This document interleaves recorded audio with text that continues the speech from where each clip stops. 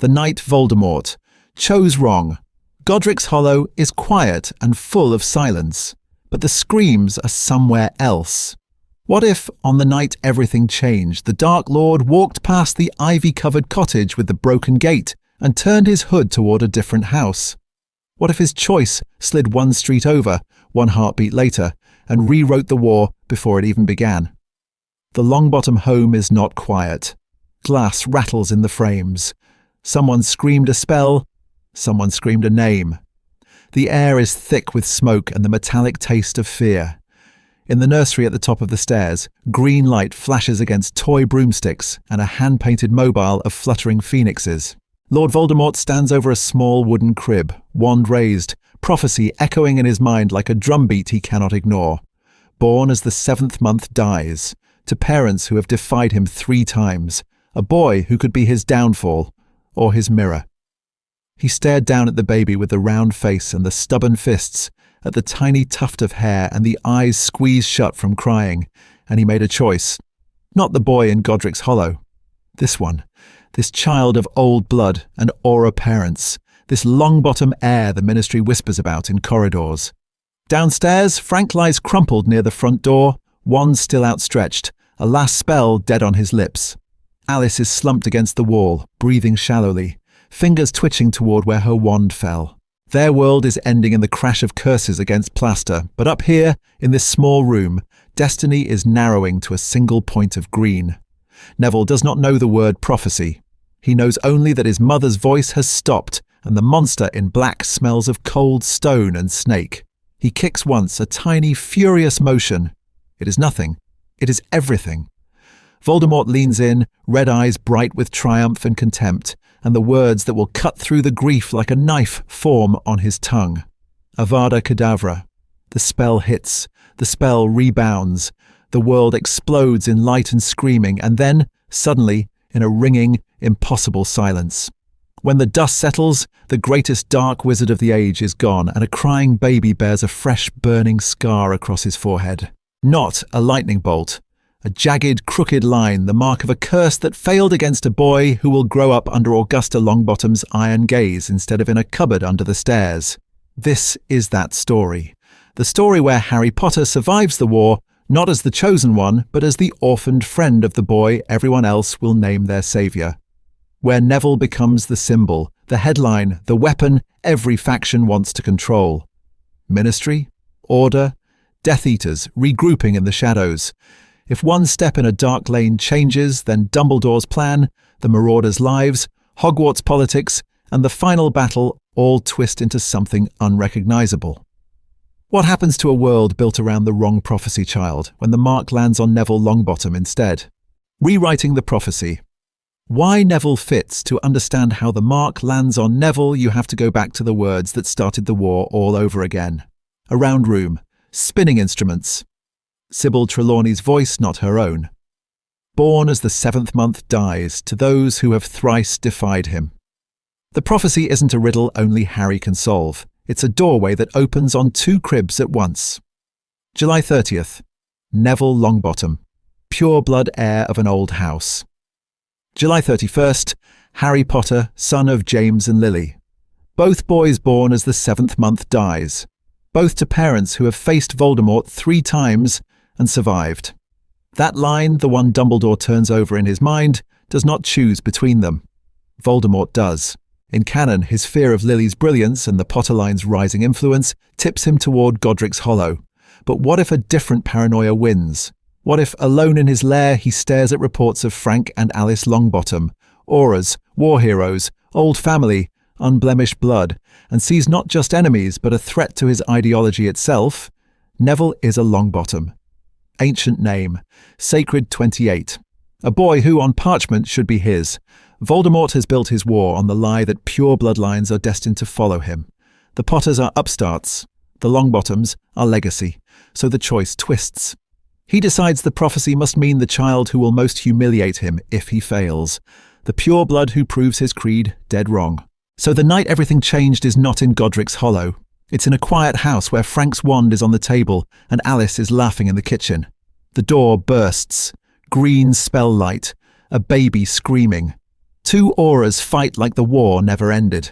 And when the dust settles, in this story the Longbottoms are the ones broken beyond repair, their minds shattered later under Bellatrix's wand, their son marked by Voldemort's curse. Harry still loses his parents. The grief is still a crater in the world. But the symbol everyone builds their fear around is different. It's Neville's scar that splashes across the prophet.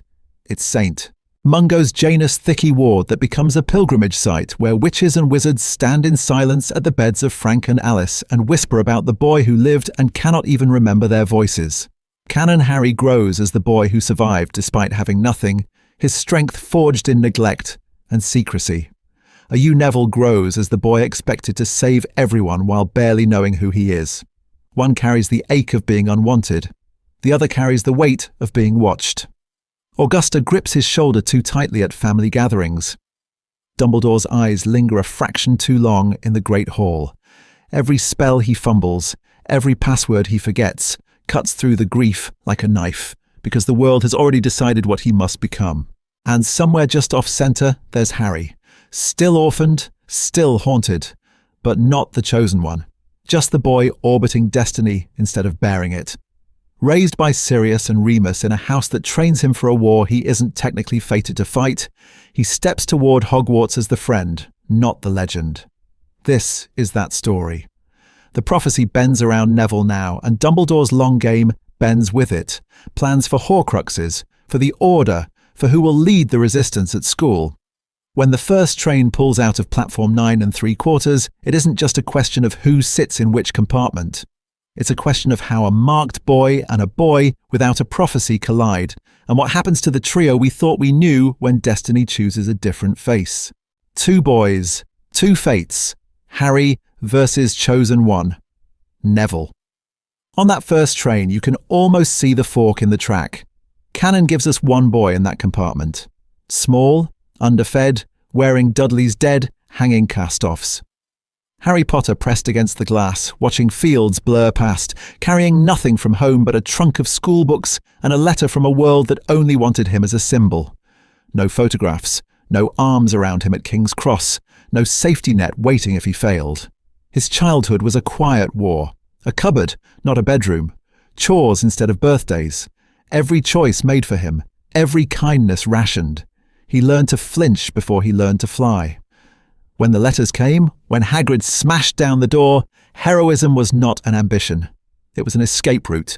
His power grew in the cracks, in the places of lack, in the stubborn, feral resilience of a boy who stared down a world that had already decided he was nothing. Now twist the lens.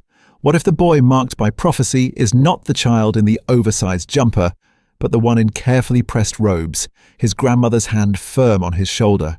Neville Longbottom, the chosen one. Neville grows up in a house where portraits watch his every move and expectations hang heavier than the curtains. Augusta drills posture, diction, etiquette, House Longbottom history. She never lets him forget the war. She doesn't have to. His parents are right there in St. Mungo's, eyes unfocused, fingers twitching at sounds they cannot name. They are the living image of what failure looks like when you are supposed to stop Voldemort, and you don't. Every visit cuts through the grief like a knife. The boy who lived has to hold his father's wand while healers murmur, and his grandmother stands ramrod straight, refusing to cry. Neville learns early that being the chosen one is not glory. It is weight. It is walking past the Longbottom family honours and wondering if he will be the last name carved. And Harry? Freed from the prophecy's teeth, he doesn't vanish. Sirius and Remus do not let him.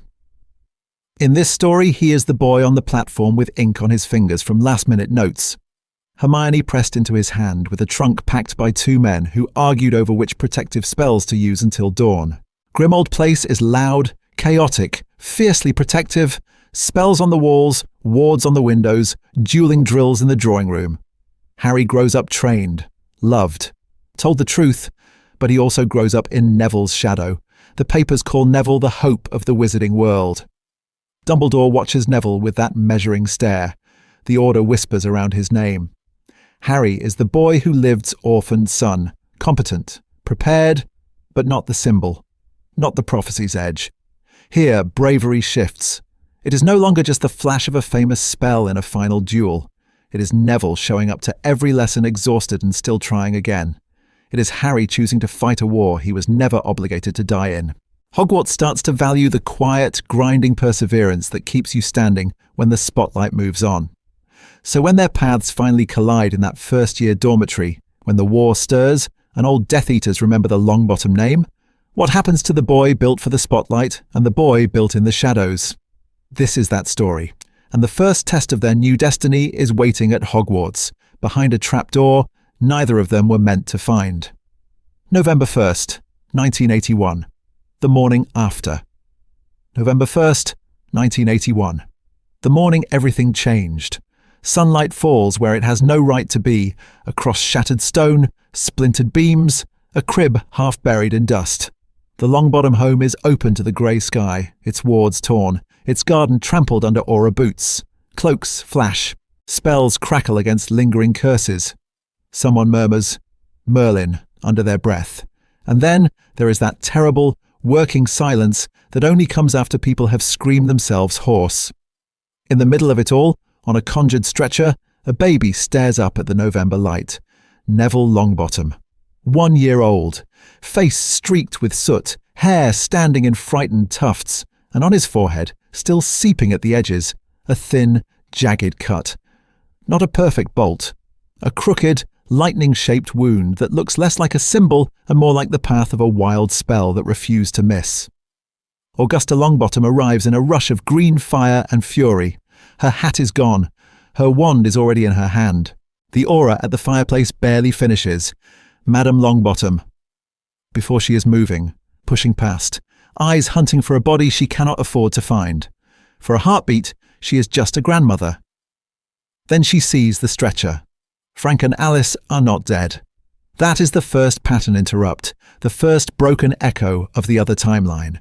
They are alive but ruined, bound to St. Mungo's futures they will never understand, their minds shredded by curses meant to cut through the grief like a knife. Augusta takes one look at them, one look at Neville, and something hardens. The war has taken her son and daughter in all but name. It will not have this child. Across the country, Godric's Hollow wears its own scars. The cottage is damaged, front door blasted inward, walls scorched with failed spells. But there are no bodies on the floor. James leans against the ruined doorway, arm in a sling, face pale and furious.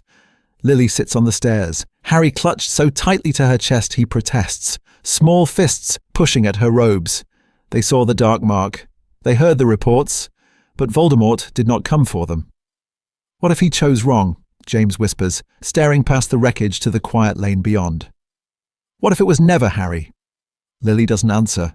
Her mind is already racing, replaying that half-heard prophecy, realizing the choice was never about blood, but about which boy the Dark Lord feared more. Back at the Longbottom home, Dumbledore steps through the wreckage with the slow, deliberate care of a man walking into the heart of a new story. His expression is carefully blank. Too blank.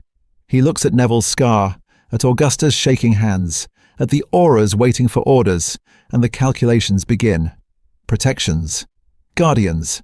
How to hide a symbol the Ministry will try to parade. How to shape a child the war will try to devour. He remembers another possibility. Another boy. But Voldemort has made his choice, and that choice has sealed the prophecy.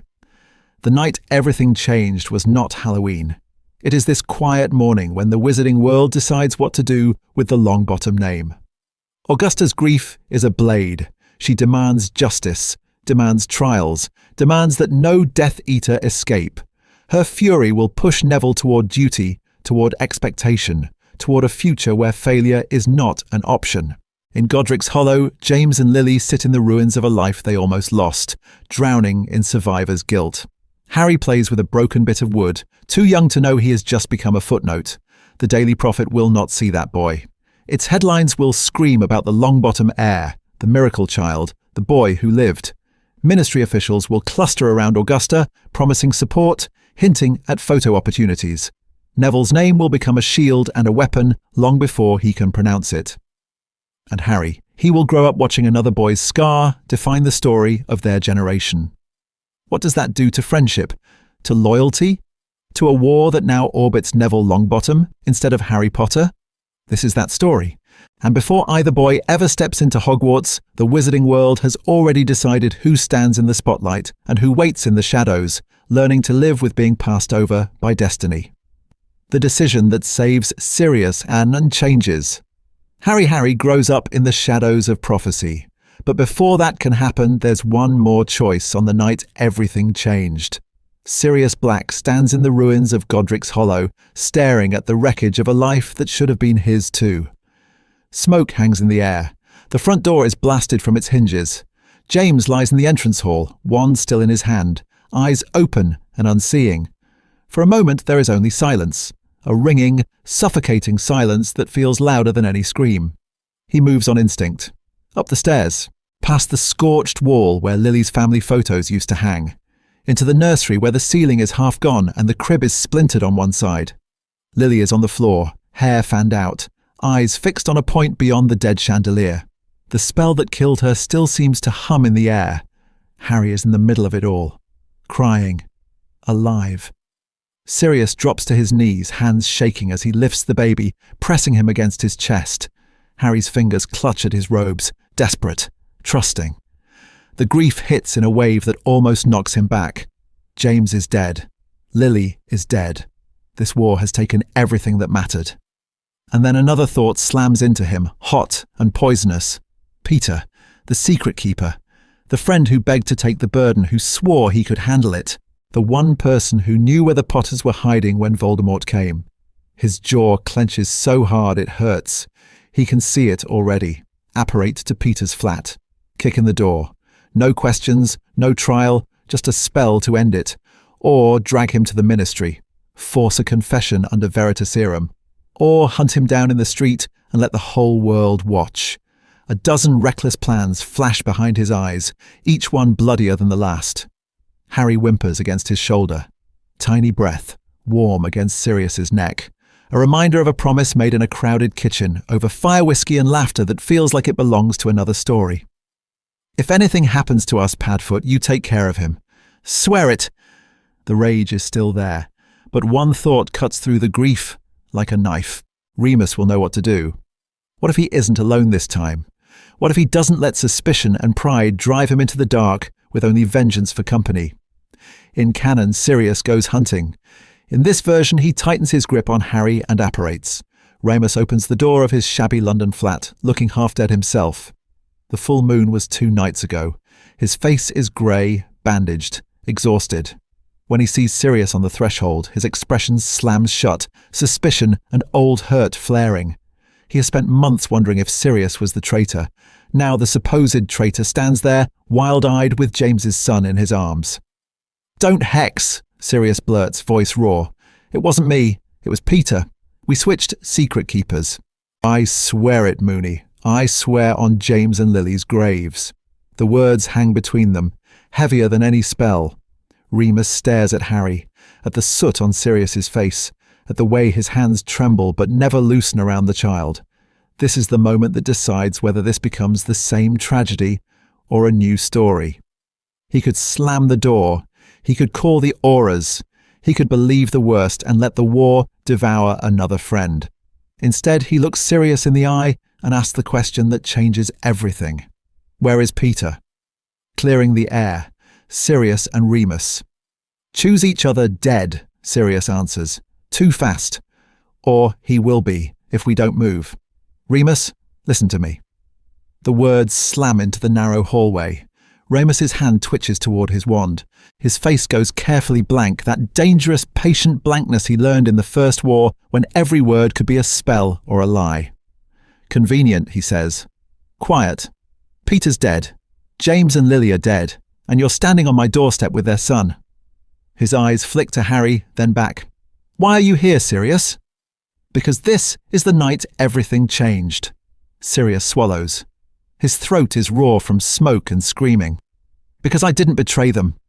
His voice cracks, but he forces the words out. "We switched. Secret keeper. At the last moment. It was Peter." Remus stares at him. No reaction. Just that war behind his eyes. Years of mistrust grinding against memories of 4 boys laughing in a dormitory that feels a lifetime away. "You expect me to believe," Remus says slowly, that James Potter, who trusted you with everything, handed his family to Peter Pettigrew and told no one, not even me. Sirius flinches. Because we thought you were the spy. The confession cuts through the grief like a knife. Dumbledore did too. Your disappearances, the full moons, the absences. It fit. Merlin. Moony. It fit too well. Remus's fingers curl. For a second, Sirius can almost see the hex forming behind his eyes. But he doesn't draw. Not yet. Explain, Remus says. All of it. So Sirius does. He spills the story in jagged pieces. Peter's animagus form, a fat, grey rat. How he'd perfected the transformation years ago. How he'd spent the war hiding in pockets and under floorboards, listening. How that cowardice made him the perfect secret keeper because no one would suspect him. The timing of the switch, the lack of any broken Fidelius on Sirius's wand, the simple, brutal logic that if he'd been secret keeper, Voldemort would have needed Sirius, not Peter, on that street tonight. Remus listens. His breathing is shallow. His gaze keeps flicking to Harry, to the black hair and the lightning scar, to the boy who survived a war he never chose. What if you're lying? Remus asks. What if this is just another story? Sirius straightens. Then I swear on my magic, he says hoarsely, and on James and Lily's lives. May my wand never cast another spell if I'm the traitor. The air tightens. Old, deep magic stirs. For a moment the tiny sitting room feels heavier, as if the house itself is listening. Remus's wand is in his hand now, but it's pointed at the floor. Fine, he says. One more test. What did you say the night James hecked Snape's shoelaces together in 5th year and blamed me? Sirius doesn't hesitate. I said, Prongs, if you're going to start a war, at least have the decency to invite me. You laughed so hard you spilled ink on your defense essay, and Lily made you rewrite it. A beat of silence. Remus closes his eyes. When he opens them, the blankness is cracked, grief and reluctant belief bleeding through. Choice settles on his shoulders. He holsters his wand. All right, he says. I believe you. So what if Peter's running? What if Dumbledore thinks Harry belongs with the Dursleys? What do we do? Sirius exhales, almost a sob. We raise him. We protect him. We don't let Dumbledore or the Ministry turn him into a weapon. Remus looks at the sleeping child, at the tiny fist curled in Sirius's robes. This is that story. The one where two broken marauders choose each other instead of the script the war wrote for them. We do it together, Remus says. And when this prophecy boy, whoever he is, comes of age, Harry won't be alone in that fight. Outside, the world believes the war is over. Inside this cramped sitting room, a different war is just beginning, and the choice they make tonight will ripple all the way to Neville Longbottom's destiny. Hunting the rat, the first tactical win. Where is he? Outside, the world thinks the war is over. Inside that cramped sitting room, two marauders are already planning their first move in the next one. If they're going to raise Harry, if they're going to make a different choice than the one that left James and Lily dead, they can't just clear Sirius's name. They have to hunt the rat. Not with rage, with precision. They spread maps across the table. London, Diagon Alley, Nocturne.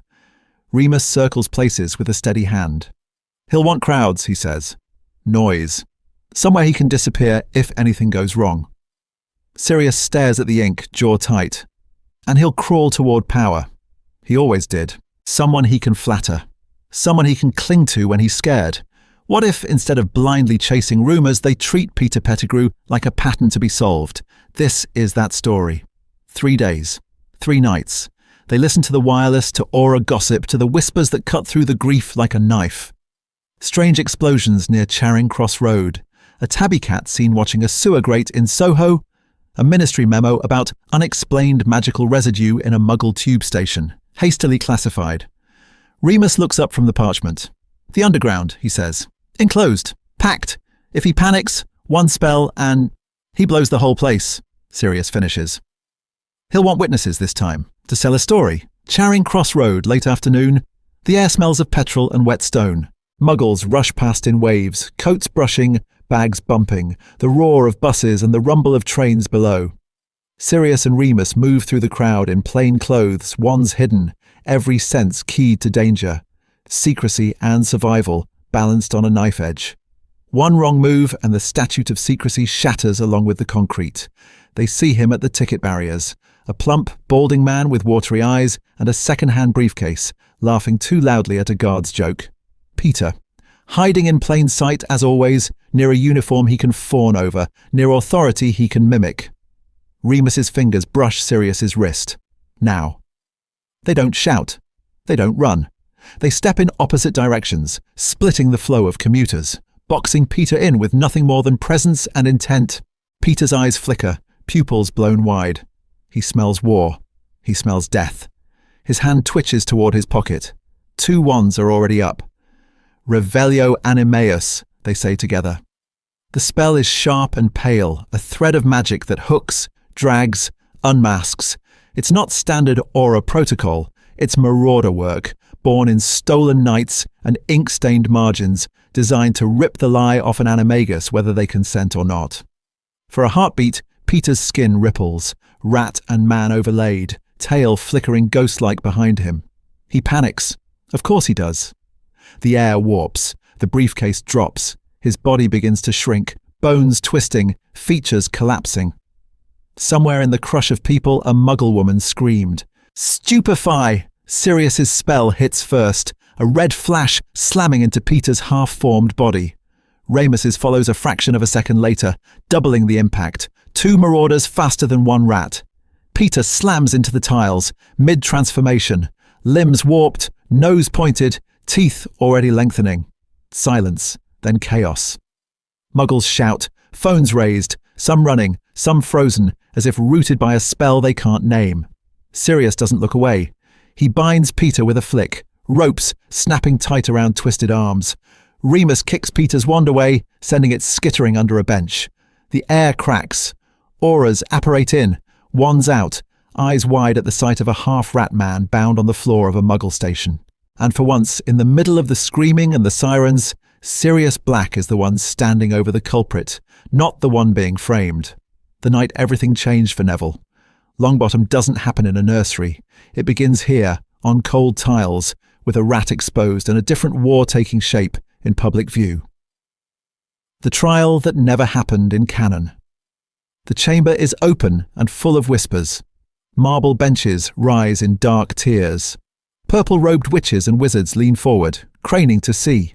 Quills scratch, cameras flash, the air thick with the metallic scent of fear and ink. At the centre of it all, Peter Pettigrew is dragged in, shackled and shaking, his eyes darting from aura to aura as if searching for a rat hole that doesn't exist. He should be dead. That's the story the Prophet has printed for a decade. Heroic Peter, blown apart by Sirius Black. But what if the war's neat ending was a lie built on one spell in a crowded street? What if the Ministry's favourite martyr is just a coward who ran? The chains bite into his wrists when they force him into the chair. The restraints coil, glow, lock. Silence falls, sudden and absolute. Even the reporters in the gallery stare, ink drying on abandoned parchments. Madam Bones's voice cuts through the grief like a knife. We will begin with evidentiary magic. No speeches, no delay.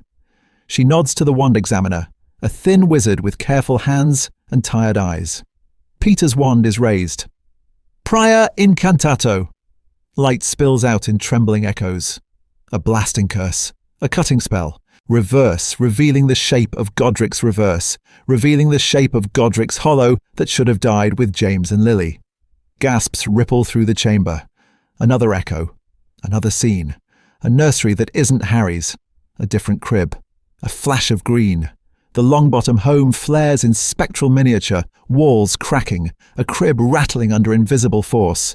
For Neville, this is the night everything changed, and the Wizengamot watches the attack replayed in pale, merciless light. Veritaserum glistens in a vial. 3 drops. Peter screams once when it hits his tongue, then slumps, pupils blown wide. Under its pull, the names spill out. Death Eaters, secret meetings, Voldemort's inner circle, the choice to frame Sirius, the plan to vanish as a rat, the years spent at Hogwarts pressed against the Weasleys' kitchen walls. Aura Proudfoot steps forward next, jaw tight. He recounts the capture at the Muggle station, the Animagus transformation, the duel Sirius never started. His report matches Sirius and Remus, detail for detail. No convenient gaps. No room to bury this in red tape. Here's the pattern interrupt. Sirius Black is cleared before Azkaban ever touches him. The chains on Sirius's wrists fall away in the same room where they meant to condemn him. Reporters erupt. Questions screamed over one another. Is Dumbledore's account in error? Why was there no trial? Who is the boy who lived if the Longbottoms were attacked as well? Dumbledore, high in his seat, doesn't speak, but the way the Wizengamot glances at him, measuring, doubtful, tells its own story. By morning, the Prophet's headlines fracture. Peter Pettigrew alive. Sirius, Black innocent. Second targeted child. The myth of a clean victory is dead, replaced by a war that suddenly looks unfinished, more complicated, more dangerous, and in that space, new futures open. A free Sirius and Remus walk out of the Ministry together, already planning wards and bedrooms instead of prison survival. Harry will not go to Privet Drive. He will grow up in a house where the war is named out loud. And somewhere in Augusta Longbottom's home, a quiet boy destined for something larger than himself is about to find his path crossing with a different Harry Potter, raised by marauders who answer to no headmaster. This is that story. Two households, both alike in burden. Two households, both alike in burden. Longbottom Manor wakes before dawn. Neville's day begins with the rustle of heavy curtains and the click of Augusta's heels on polished stone. The house is all edges and echoes, portraits of stern Longbottoms staring down in frozen judgment. Their painted eyes track him as he crosses the corridor, small feet silent on cold floors, the faint smell of potions clinging to his robes from yesterday's hospital visit. He flinches when a door slams somewhere below. Too loud. Too much like the night everything changed. Augusta does not flinch. "Back straight," she says, tapping his shoulder with the end of her wand. Not unkind, but never soft. The chosen one does not hunch Neville. Breakfast is a drill. Fork in the correct hand. Napkin unfolded just so.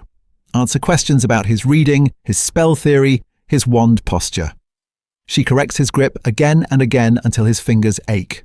When his mind drifts to the white corridors of St. Mungo's, to parents who stared through him in perfect, terrible silence, Augusta's voice cuts through the grief like a knife. Eyes here. Focus is a choice. The world has already chosen him. In Diagon Alley, whispers follow them the way owls follow post. People stare at the scar half hidden by his fringe, at the boy who survived the Dark Lord's curse. A witch drops her shopping when she sees him, hand flying to her mouth. An old wizard leans too close, breath sour, asking whether Neville remembers the spell that rebounded. He doesn't. He remembers screaming, and then nothing. Ministry officials visit the manor twice a year.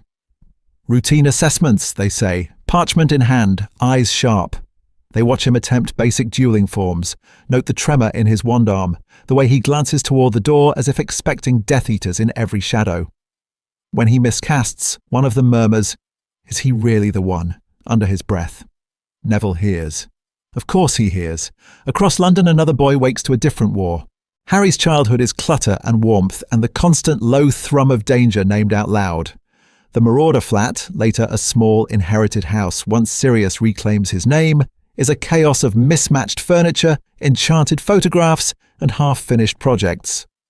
There are scorch marks on one wall from a dueling lesson gone wrong, a patched sofa that has seen too many full moons, and a kitchen table buried under maps of old battle sites. Sirius turns every chore into a mission. Dusting becomes sweeping for concealed hexes. Washing dishes is post-operation cleanup. Remus, pale and precise, adds structure.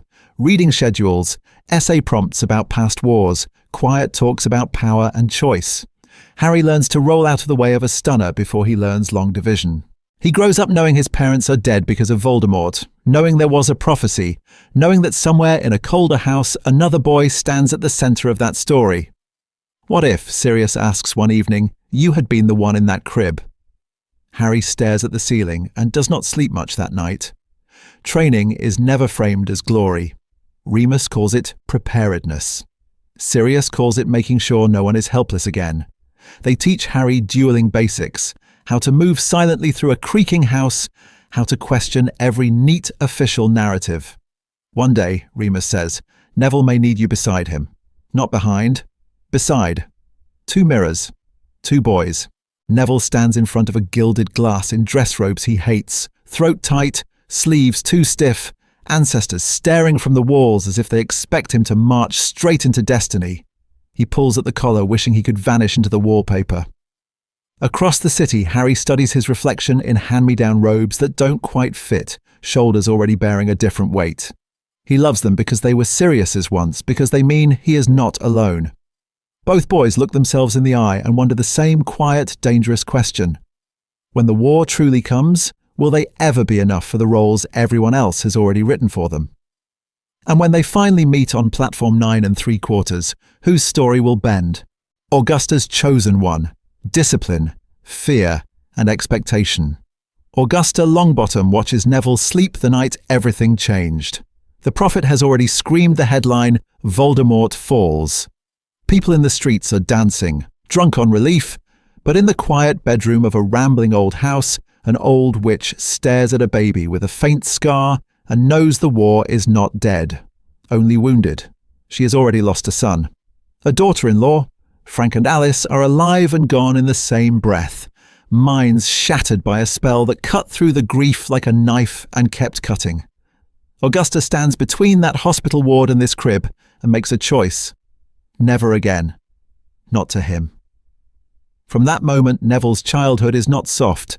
His first memories of his grandmother are not of biscuits or bedtime stories, but of a wand in his hand that feels too big, too heavy, and her voice, steady and merciless, saying, again. The prophecy hangs over them both, unspoken and suffocating. What if the Dark Lord returns? What if the boy in this room is the only one who can stop him? She drills him before he understands why. Early wand lessons in the back garden, gnomes scattering as spells misfire. Thick, dust-smelling volumes of wizarding history and lore slammed onto the kitchen table. He reads about the First War while his feet still dangle above the floor, eyes burning, Augusta's shadow long across the page as she reminds him, again and again, what the Longbottom name means. Your father stood in front of Death Eaters and did not run. Your mother did not break until they broke her mind. This is that story you carry now. Every mistake matters. Every dropped wand, every forgotten incantation lands with the weight of St. Mungo's white walls. Neville learns to flinch before he cries. He learns that bravery in this house means not showing the fear that crawls under his skin when he fails. What if he is not enough? What if the prophecy is wrong and Dumbledore has built their hopes on a boy who can't even keep hold of his own toad? Because Augusta is not just a grieving grandmother. She is an old, pure-blood matriarch who knows politics the way other people know recipes. Owls arrive in flurries, ministry seals, Dumbledore's careful handwriting, offers of protection, requests for access, questions about training, about security, about how visible the chosen one should be. Augusta reads every letter, she measures every word, and she guards Neville's autonomy with the same iron spine she once took into Wizengamot Chambers. She will not let the ministry turn him into a symbol they can parade. She will not let Dumbledore turn him into a weapon he alone controls.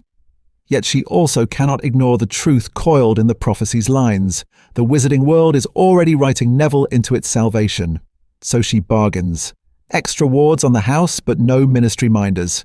Private meetings with Dumbledore, but no unquestioned access. Specialized tutors, but only on her terms. Each concession tightens the circle around Neville's life, and each protection reminds him that he is, somehow, worth all this trouble. The cost is hidden, but it grows. Neville's shoulders hunch under expectations he can't name. He walks into rooms and feels conversations stop. He hears the word chosen whispered and tastes guilt, because he does not feel chosen. He feels trapped. At Hogwarts, that upbringing will harden into something else. Quiet, stubborn courage that refuses to back down in the DA when spells sting and classmates laugh. A spine that straightens in the face of carrows and curses, but also the same old self-doubt whenever Harry's magic flares bright and easy, whenever Hermione answers before he's even formed the thought. 2 boys, 2 stories, intersecting. And the next time Neville lifts his wand in front of Dumbledore, the question will no longer be whether he is the chosen one, it will be whether he believes it. Marauder parenting. Raising Harry and Hermione for war. Neville learns to believe under Augusta's gaze. Harry learns something else entirely. Number 12. Grimmauld Place. Not dead and rotting, not a mausoleum for a mad family, but a house in recovery. Wards humming. Portraits silenced. A kitchen table that has seen more arguments about ethics than most Wizengamot sessions. This is that story. Sirius turns the hallway into a Quidditch pitch. Cloaks stuffed under Harry's jumper as makeshift padding. A toy snitch zipping dangerously close to the troll leg umbrella stand. Tighter turn, Sirius calls, voice rough from years in Azkaban, and nights he still wakes up because James screamed in his dreams. You get hit. You get back on. Always. Remus watches from the doorway, a book open but unread in his hands. He measures distance, reaction time, the way Harry's jaw sets when he clips the wall and refuses to cry. War, he thinks, doesn't start with curses. It starts with balance, with how quickly you stand after you fall. Then, homework. The spell of play breaks. Sirius groans dramatically. Harry grins, breathless. The transition is ritual now. Broom to quill. Adrenaline to ink. At the scrubbed kitchen table, Remus spreads out parchment. Maths problems. Reading comprehension. On other nights, simplified arithmancy charts and children's books on magical creatures with the dangerous bits carefully blacked out. Bedtime stories are never just stories. They are one movement disguised as gestures. They are tales of ancient duels where the clever witch wins because she thought before she cast the spell. 2 streets over, a girl blows up her parents' microwave. The Granger's house smells of ozone and terror when Remus knocks. Hermione is 8, hair frizzing with static, standing in the wreckage of twisted metal and burned plastic. Her mother is shaking. Her father keeps staring at Hermione's hands as if they're weapons. What if this happens again? Mrs. Granger whispers. What if she hurts someone? Remus remembers the night everything changed, remembers a baby in a crib and a prophecy that could have pointed to another boy entirely. She's not dangerous, he says softly. She's magical. From that evening, Hermione is folded into their orbit. At first, it's tea at Grimmauld Place, careful explanations, a transfigured teacup hopping across the table to make her laugh. Then it becomes more. Remus forgets primer texts on magical theory on the coffee table when the Grangers visit. Hermione pretends not to notice, then devours them, fingers smudged with ink, eyes blazing with questions. Sirius turns concealment charms into a game. You hide. I seek, he tells Harry and Hermione, wand already in his hand. The house becomes a battlefield of whispers and muffled giggles, of sudden silences when a disillusionment charm lands true. If I can't find you, he warns, a Death Eater won't either. The words cut through the grief like a knife. The children go still, then nod. They never call Harry the chosen one. How could they when they know the prophecy chose Neville when they watched Dumbledore's face harden with that choice? But they tell Harry the truth. Voldemort is not dead. The war only paused. Being James and Lily's son is not a legend. It's a responsibility. Remus corrects his wand grip. Thumb shifted a fraction, wrist lowered. Control is the difference between a shield and a backfired spell, he murmurs. Hermione watches, memorizes, then adjusts her own hand before he can speak. Harry notices that too. They grow up in a house where strategy charts share space with family photos, where Patronus theory is discussed over shepherd's pie, where love is a choice made daily in the shadow of a future war. By the time Hogwarts looms, Harry and Hermione are not weapons. They are something more dangerous, prepared, loyal, fused together by shared training and shared truth. And when they finally stand in front of Neville Longbottom, the boy the prophecy named, they will not ask how to help. They will ask where to stand. Dumbledore's new long game. Dumbledore is waiting for him. Not in a great hall bathed in candles, but in a quiet St. Mungo's corridor that smells of spellburn and antiseptic potions. Neville is 3. His parents scream in their sleep 2 doors down. Augusta Longbottom stands between her grandson and the man who is already planning a war. In canon, Dumbledore only watched Neville from afar. A name on a list. A boy he knew could have been the one the prophecy marked. Here, the night everything changed was not Godric's Hollow, but the Longbottom nursery. Voldemort walked into the wrong house. Lily Potter lived. Frank and Alice did not die, but what was done to them cut through the grief like a knife and left them effectively dead. Dumbledore heard the prophecy. He knows exactly what this means. So his interest in Neville is no longer quiet. It is overt, systematic. He visits the Longbottom estate under the guise of condolences, watching how Neville clings to Augusta's robes, how his accidental magic flares when he hears his mother screaming. What if the child who flinches at raised voices is also the child destined to end the Dark Lord? The negotiation with Augusta is not a single conversation. It is a years-long duel fought in parlours and hospital rooms over tea that always goes cold. Augusta is iron in green robes, staring Dumbledore down over her vulture hat. "He is my grandson," she says. "Not your weapon." Dumbledore agrees, in principle, out loud. But he offers protections layered over the manor, wards tied to Neville's blood. He promises private lessons once the boy can hold a wand, early assessments, a guaranteed Hogwarts place no matter what the ministry does.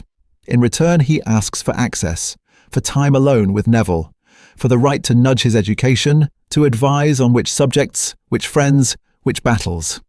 This is that story. Because a pure-blood chosen one from an old family changes Dumbledore's calculus. Neville is not an orphan left on a Muggle doorstep. He is a Longbottom.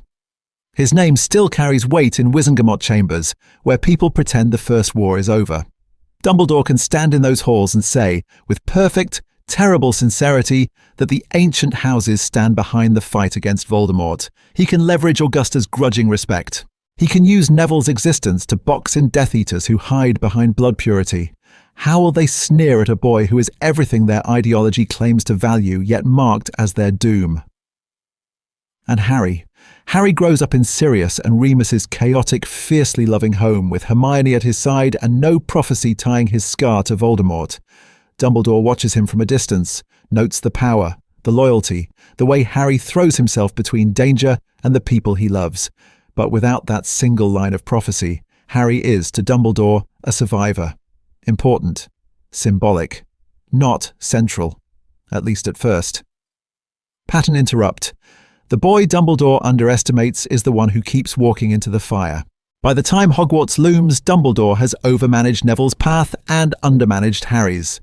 He has shaped Neville into a symbol the Ministry can rally around, a quiet, steady counter to Voldemort's terror. But he has not accounted for what happens when Harry, Hermione and Neville stand together and refuse to follow his script.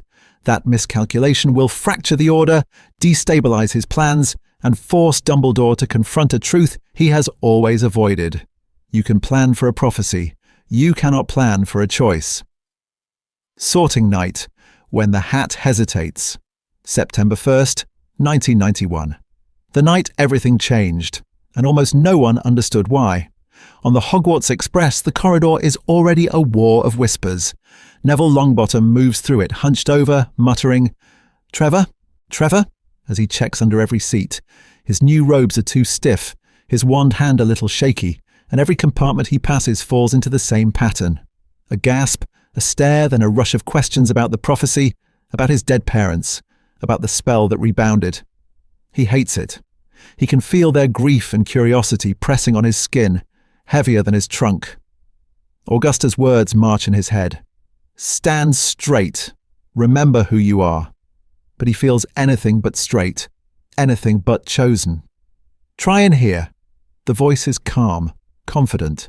Harry slides open a compartment door with the ease of someone who's been on and off the night bus since he could walk. Beside him, Hermione already has her wand out, eyes sharp, hair a storm around her face. In this world, they're not lost or wide-eyed. They're the children of war heroes, raised on stories of Azkaban and Order meetings. Harry's scar is hidden under his fringe, but his name isn't. Potter. The boy who lived son. The boy who wasn't chosen. Hermione flicks her wand. Lumos. Light spills under the seats. Trevor freezes. Neville lunges, nearly colliding with Harry. For a heartbeat, 3 heads knock together. 3 futures tangle in that cramped space. Got him, Neville breathes, clutching the toad. His relief is so sharp it could cut through the grief like a knife. Harry just nods. "You'll want to sit with us. It's going to get worse once we reach the castle." He says it like a fact, not a threat. What if that's the first real kindness Neville's had all day? As the train rattles north, the misperceptions harden. Other students keep opening their door to gush over Neville, to ask about the night Voldemort fell, to stare at the faint scar along his jaw from a training accident everyone assumes is something darker. Their eyes flick to Harry, then away. The friend, the extra, the boy who should have been. They don't see the way Harry watches everything, cataloguing exits, wand movements, every spell Hermione practices under her breath. They don't see Hermione's mind racing, already mapping the politics of a chosen one who's pure blood, from an old family, raised by a woman who fears weakness more than war. By the time the boats glide toward the black silhouette of Hogwarts, a story has already been written in those children's heads.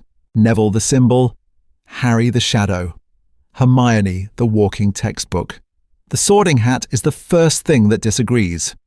When Professor McGonagall calls, "Longbottom, Neville," the Great Hall falls into absolute silence. Neville's legs feel wrong, his feet too loud on the stone. He can feel Dumbledore's gaze, Snape's contempt, 100 hungry expectations. The hat drops over his eyes. Darkness. Then a voice that isn't quite a voice. Well, so much fear. It hums, curious. And under it, something else. Neville's thoughts scream. Not Slytherin, not where they were, not where Bellatrix. Hufflepuff would be safe, the hat muses. Steady, loyal, you could heal there. But Gryffindor, the word thrums through him. Gryffindor will demand you stand where you most want to run. Stretches. The whole hall stares at the stretches. The whole hall stares at the small, shaking boy who is supposed to end a war. This is that story. The moment when safety is right there, warm and welcoming, and the hat turns away from it. Gryffindor! The word explodes through the hall.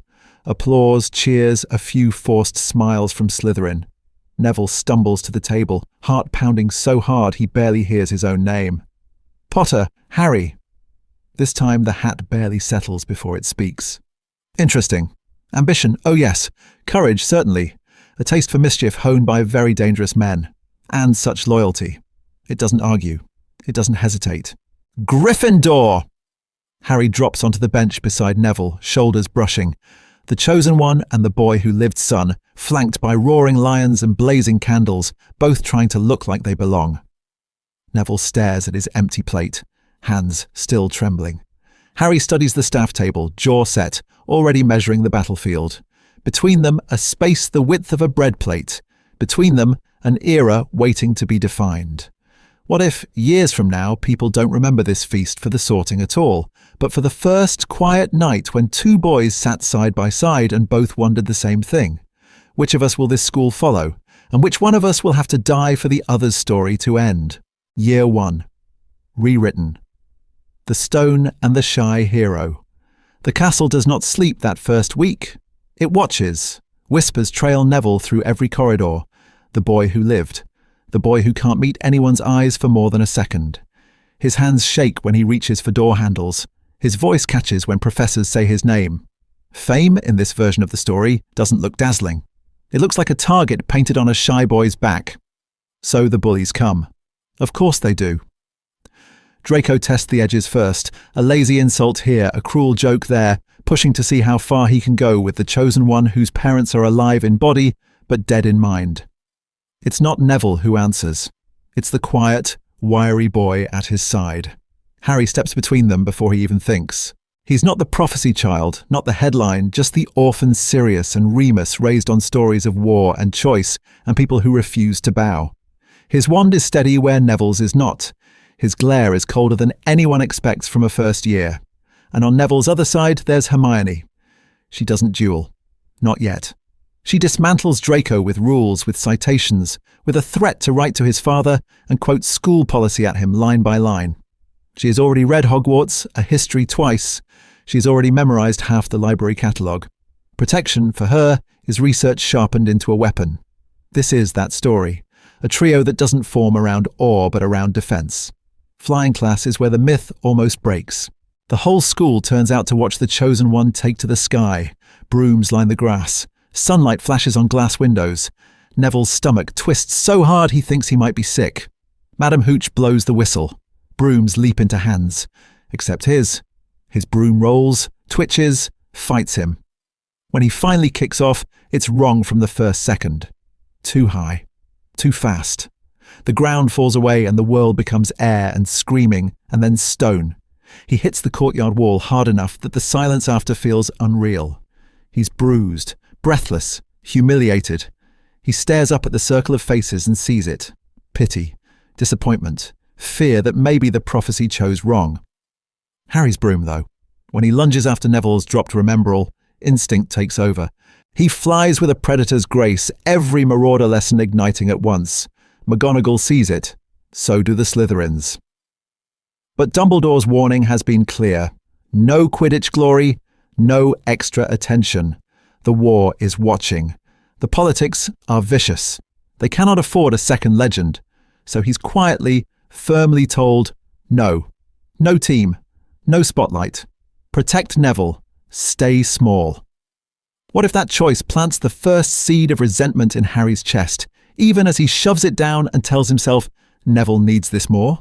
The stone mystery doesn't fall into their laps. They drag it into the light piece by piece. Hermione notices the gaps in the third-floor corridor's official explanation.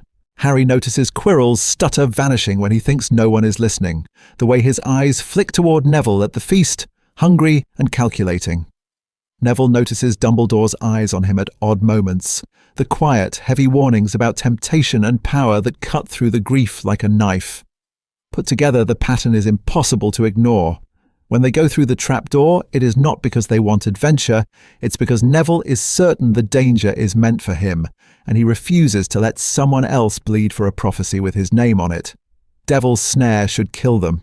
It almost does. The vines react strangely to Neville, tightening, then hesitating, as if they recognize something in the way his fingers brush their tendrils. Terror and instinct collide. He stops struggling, feels the plant's panic, and hears Professor Sprout's calm voice from herbology lessons that haven't happened yet in this timeline but live in his grandmother's stories.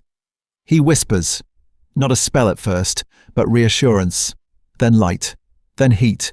The snare recoils and they drop free. Hermione saves them at the next barrier, her logic slicing through Snape's potion riddle with ruthless precision. Harry takes the bruises that follow, chess pieces slamming, keys slashing, troll stench clogging his lungs. Every time danger lunges, he moves first, body between Neville and the blow, because Sirius drilled one lesson into him over and over. Protect your own. And then Neville is alone in the final chamber. Quirrell's voice is wrong in the echoing room. Too calm. Too eager. Voldemort's hiss slithers through the air, promising power, promising an end to the nightmares of St. Mungo's and the parents who stare through him without recognition. Neville is shaking so hard his wand rattles in his hand. He is not Harry, raised on dueling drills and animagus theory. He is a boy who remembers his father screaming under Cruciatus and his grandmother's hand gripping his shoulder so tightly it bruised.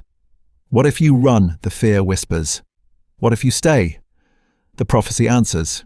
He stays.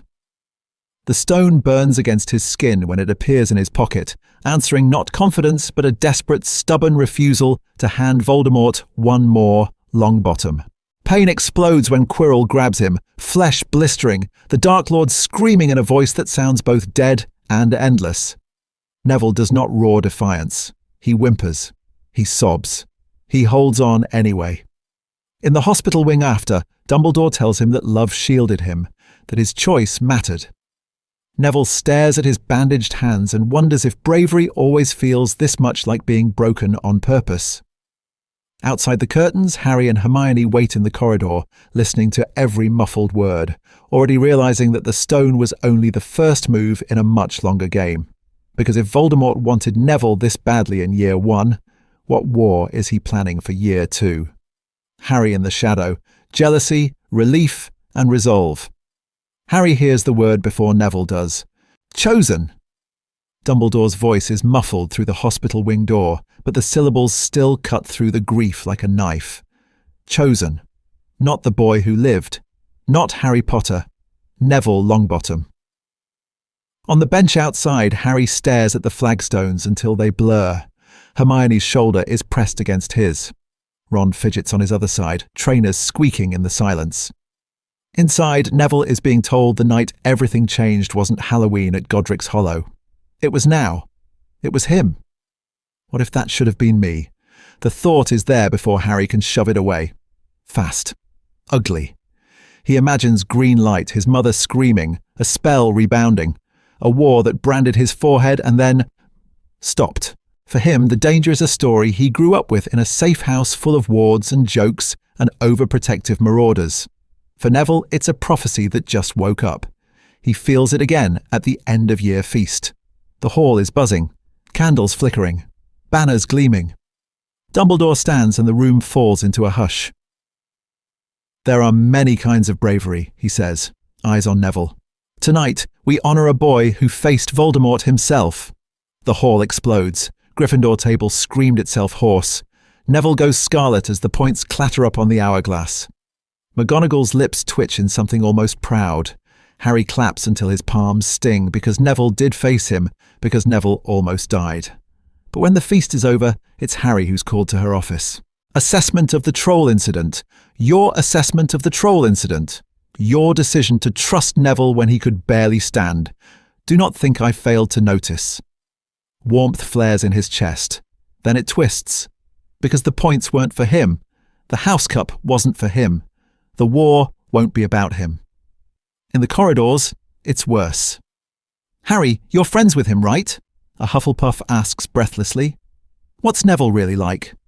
A Ravenclaw leans over her books. Does he practice special spells? Has Dumbledore told him more about the prophecy? Harry answers, because it's easier than saying, you're talking to me. See me. He tells them Neville likes herbology, that he gets nervous before practical exams, that he's braver than he knows. They leave still buzzing about the chosen one. He walks back to the tower with the word just echoing in his head. Just Harry. Just the boy Sirius and Remus raised. Just the friend. The letters start that summer. Remus's handwriting is neat, precise. Spotlight and substance are not the same, Harry, he writes. Voldemort chose a baby once and made a legend. Legends don't win wars. People who can plan and endure do. Sirius's ink blots and slants. You think James cared whose name was in the prophecy, he scrawls. He cared who had his back. You're already dangerous. Keep training. Titles are for ministry plaques and Daily Prophet headlines. This is that story, the one where Harry listens. So he throws himself into the Marauder curriculum harder. Earlier mornings, sharper spells. He drills shield charms until his arms shake, practices silent casting until his throat is dry from not speaking. He runs scenarios with Hermione, builds contingency plans for a war that might never come back. Except it will. He can feel it, the way the castle feels different since the stone. The way Neville flinches when someone says Voldemort's name, then forces himself to stare straight ahead. Harry watches that, and the jealousy cools into something else. Resolve. If the prophecy has wrapped chains around Neville, then Harry will be the one holding the bolt cutters. He doesn't resent him. He refuses to. Instead, he studies Neville's dueling stance, the way his wand hand trembles, the way his voice steadies when he talks about his parents in St. Mungo's. He files it all away. Weak points, pressure points, places a friend can stand. One night, lying awake at Grimmauld Place, the house dead quiet around him, Harry makes himself a promise. Not the grand, shouted kind. A quiet, vicious choice. If the war comes back, and in his bones he knows it will, he'll be ready. Not as the chosen one, as the one who refuses to let the chosen one stand alone. Year 2. The chamber opens for a different boy. The chamber opens and Hogwarts is full of whispers. Not just fear of a monster in the walls, fear of a boy in the tower. The chosen one. The one prophecy wrapped around. The one you-know-who tried to kill in his crib. What if, some students murmur behind hands, he brought this with him? Neville hears them. In the corridors, in the common room, in the sudden silences when he walks in. Cursed. Bad luck. Trouble. None of them say dead, but he hears that too, in the way they stare at him like he's a storm cloud waiting to break. It cuts through the grief like a knife when the first victim is found. Mrs. Norris. Rigid. hung from a torch bracket, the message on the wall glistening wet and red. The Chamber of Secrets has been opened. Enemies of the heir, beware. Neville's scar throbs, not Harry's, his. A dull, sick ache that feels wrong, like a spell gone bad. He presses a shaking hand to his forehead and thinks, it's me. It has to be me. Voldemort is following me. In another story, Harry would be the one everyone expects to save them. In this one, Harry stands at Neville's shoulder, jaw tight, eyes flicking to the crowd. Protective, assessing. This is that story. Hermione starts with the library. Of course she does. Tom Riddle. The last time the chamber was opened. A girl dead in a bathroom. A boy given an award. She builds a timeline, a pattern, out of ink and dust and the war no one wants to talk about. Harry starts with the rules and then ignores them. He listens to ghosts, sneaks under invisibility cloaks, pushes Neville to follow the fear instead of running from it. If it's after you, he says one night, voice low in the dark dormitory, then knowing where it is the only choice that keeps anyone alive. Neville starts with what he knows. Plants that scream and vines that strangle, creatures that hide in pipes and soil. He remembers Sprout talking about basilisks in a hushed, theoretical tone. How they travel, what they eat, how they kill with a stare. The word hangs in his mind every time he hears the distant echoing hiss in the walls. When Hermione is found, rigid and cold and not dead but not awake, the bottom drops out of Neville's world. His best strategist gone, his anchor gone. The hospital wing is too bright, too white. He stares at her still form and hears his mother screaming in St. Mungo's over and over from years ago. The night everything changed comes in the form of a diary and a missing girl.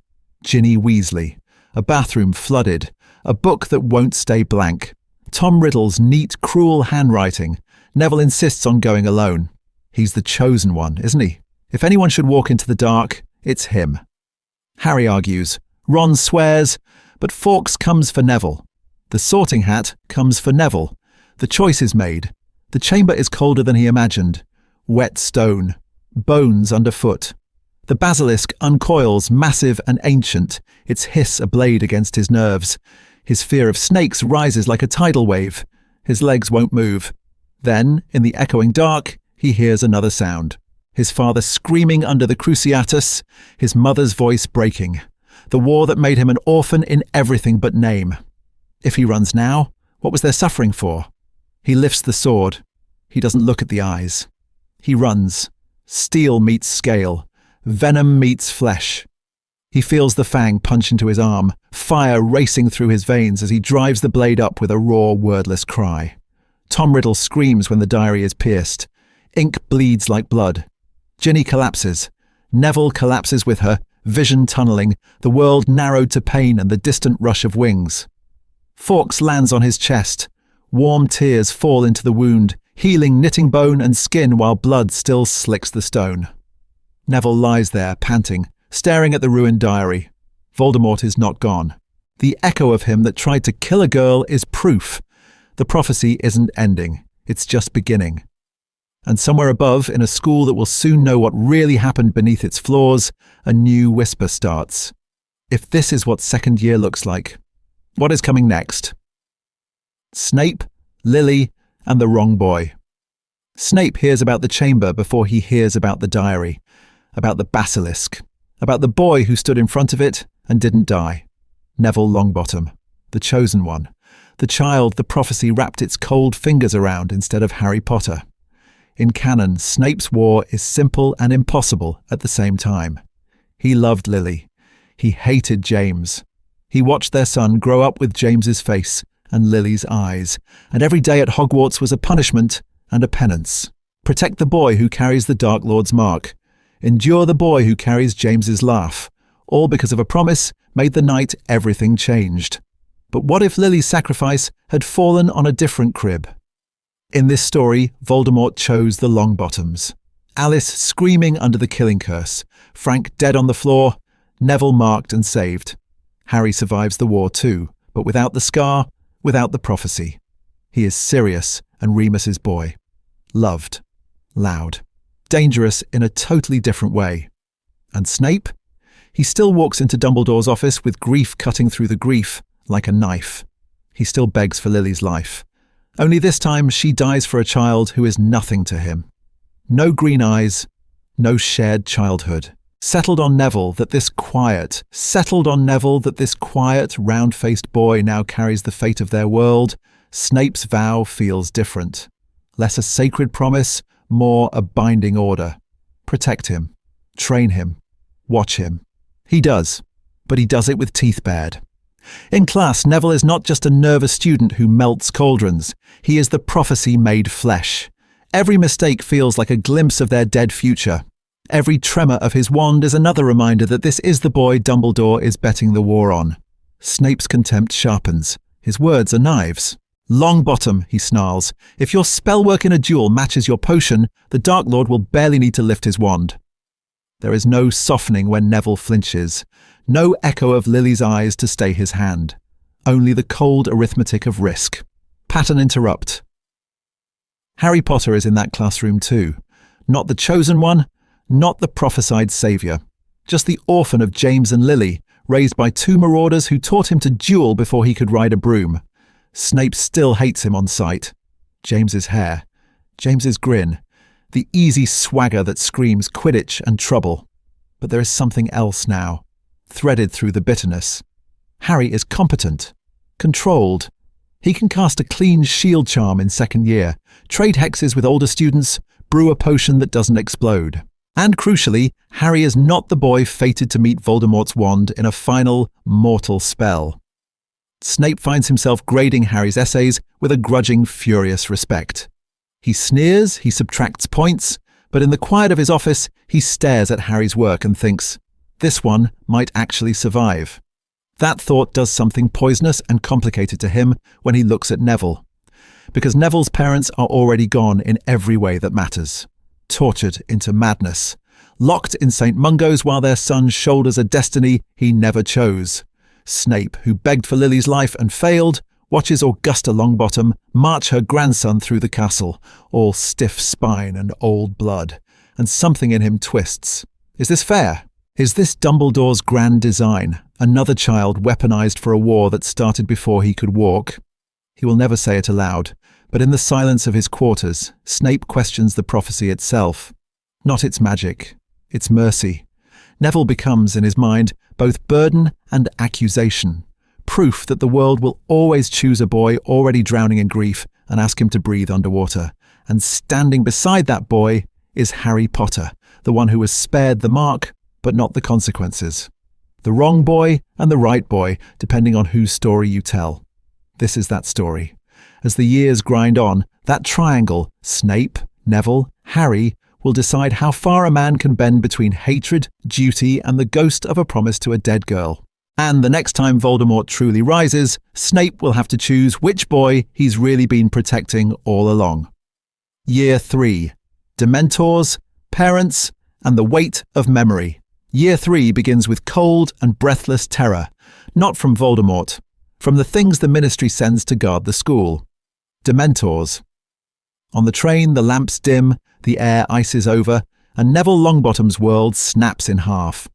The door slides open, that rotted hand appears, and he doesn't hear his own heartbeat or Ron's choked curse.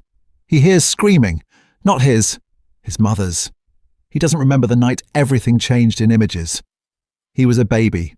But the Dementor drags him backward anyway, into sounds, into the sharp smell of burning, into the echo of a spell that cut through the grief like a knife. Bellatrix's laughter, his father's voice breaking, a healer shouting. Then silence, heavy and permanent. He hits the floor of the compartment shaking, teeth chattering, eyes wide and unseeing. When Lupin drives the Dementor out with a burst of silver light, Neville isn't relieved. He's empty, cold in a way no blanket can touch. Across from him, Harry is pale, breathing hard, but still upright. He heard something too, the distant echo of Lily's last stand, James shouting, but his mind, trained and anchored by years with Sirius and Remus, claws for solid ground. Sirius's hand on his shoulder at Grimmauld, Hermione's laugh across the kitchen table, Remus's voice, steady and patient, explaining that fear is information, not destiny. Harry shakes, but he has a place to stand in the storm, Neville doesn't. Not yet. Lupin sees it. In defense classes, he doesn't just teach spells. He watches the way Neville flinches when certain names are mentioned, the way his wand hand trembles when the word Azkaban hangs in the air too long. So when it's time for the boggart, Lupin makes a choice. "Neville first," he says gently. The wardrobe creaks open. The shape that spills out isn't Snape this time. It's a corridor, white walls, flickering lights, the antiseptic, suffocating stretch of St. Mungo's Janus Thicky ward. Then it twists, and Bellatrix Lestrange steps forward from that corridor, teeth bared, wand raised, her presence a living shard of the war that stole his parents. Neville freezes. His lungs forget how to work. "What if," Lupin thinks, "this boy breaks here?" "Ridiculous," Neville whispers. The spell sputters. Harry moves closer, not touching, but there. Hermione's hand hovers near his sleeve. Lupin's voice threads through the panic. "Again, Neville," with intent. This time, Bellatrix's wand turns to a rubber chicken. Her mad grin collapses into bewilderment. The hospital corridor floods with absurd confetti. The class laughs, but for Neville, the victory is small and shaking and real. Harry's boggart is different. When it turns toward him, it becomes serious, dead on the floor of Grimmauld, eyes open and unseeing. Then Remus, motionless beside him. Then both, gone, leaving only an empty house. The fear isn't of a single night. It's of losing the family he fought the world to keep. Hermione's boggart is quieter. McGonagall coldly informing her she's failed, that she's been expelled, that all her work meant nothing. Her terror is not of death, but of being powerless when it matters. In those moments, their stories braid together. 3 different wars, 3 different griefs. Outside the classroom, the year tilts. Sirius isn't an escaped murderer. He's a controversial war hero, striding through the gates as a guest lecturer, auras muttering, parents sending howlers, Fudge grinding his teeth. The dangerous escaped prisoner the prophet screams about is someone else. A Death Eater who was there the night Neville's parents were tortured. A man who vanished before Azkaban, and whose name still makes Augusta's jaw clench. Every rumour about this fugitive is a knife in Neville's ribs. Every whispered, "He's coming for the Longbottom boy," feeds a nightmare he finally has words for. Over Christmas, Augusta insists on St. Mungo's. Duty? Routine. Neville goes, and this time he asks if Harry and Hermione can come. They step into the ward together. The air smells of potions and old paper. Alice and Frank Longbottom sit by the window, eyes distant, hands twitching with invisible spells. Neville's throat burns. He introduces them anyway. "This is Harry. This is Hermione." Harry stares at the couple who should have raised the chosen one at the cost of a war he only half remembers. Hermione swallows hard, holding a potted plant a little too tightly. Alice presses a Drubel's wrapper into Neville's hand. He closes his fingers around it like a vow. In that sterile silence with his friends beside him, Neville makes a choice. Bellatrix will pay. Voldemort will fall. And the next time Dementors come near him, they won't be the ones dragging him into the past. He will be the one walking toward them, wand raised, ready to write a different ending. This is that story. Year 4. A different champion in the fire. The stadium is a cauldron of sound and colour when the sky tears open. Green, skull-shaped, snake-tongued. Neville stares up at the dark mark above the forest, the roar of the Quidditch World Cup collapsing into a ringing silence in his ears. This isn't distant history in a textbook. This is his parents' screams made visible, hanging over a campsite full of running children and dead-eyed masks. For everyone else, it's terror. For Neville, it feels personal. A message. What if they're telling him they remember? That the Longbottoms were unfinished business? The thought cuts through the grief like a knife. He thinks of his mum's wrapper in his pocket, the vow he made. War isn't coming. It's here, walking through tents and casting spells into the night. He doesn't sleep for days. Back at Hogwarts, the Triwizard banners go up as if nothing has changed. Colour, music, foreign schools arriving in enchanted ships and carriages. Neville watches Durmstrang's ship rise from the lake and Beauxbaton's carriage descend from the clouds and thinks, distraction. Dumbledore smiles, but Neville can see the tension in his jaw, the way his eyes keep flicking toward the Forbidden Forest. The goblet of fire burns blue in the Great Hall. Names fly out. Victor Crumb, Fleur Delacour, Cedric Diggory. Then the flame turns blood red. Neville Longbottom. The silence is absolute. He hears his own heartbeat louder than the crackle of the fire. He stands, legs wooden, as hundreds of eyes stare. No one screams. No one laughs. This is the moment the prophecy stops being theory and becomes schedule. Of course it's him. Of course the chosen one would be chosen again. The conspiracy theories start before breakfast is over, hissed in corridors, muttered in common rooms. Dumbledore put his name in. Dumbledore wants to train his weapon. Dumbledore is feeding the war. Neville hears every word. His response is simple. Prepare. For the first task, he and Hermione vanish into the library, building piles of books on magical creatures, defensive spells, obscure tournament history. He brings herbology texts no one else touches, hunting for plants that can slow a dragon or mask a scent. Harry drags him to empty classrooms to duel, to fly, to practice under pressure until Neville's robes are soaked with sweat and his wand arm trembles. "You won't freeze," Harry says, chest heaving. "Not this time." Neville wants to believe him. The Yule Ball turns everything sideways. Suddenly, every pureblood family with a polished air wants a dance with the chosen one.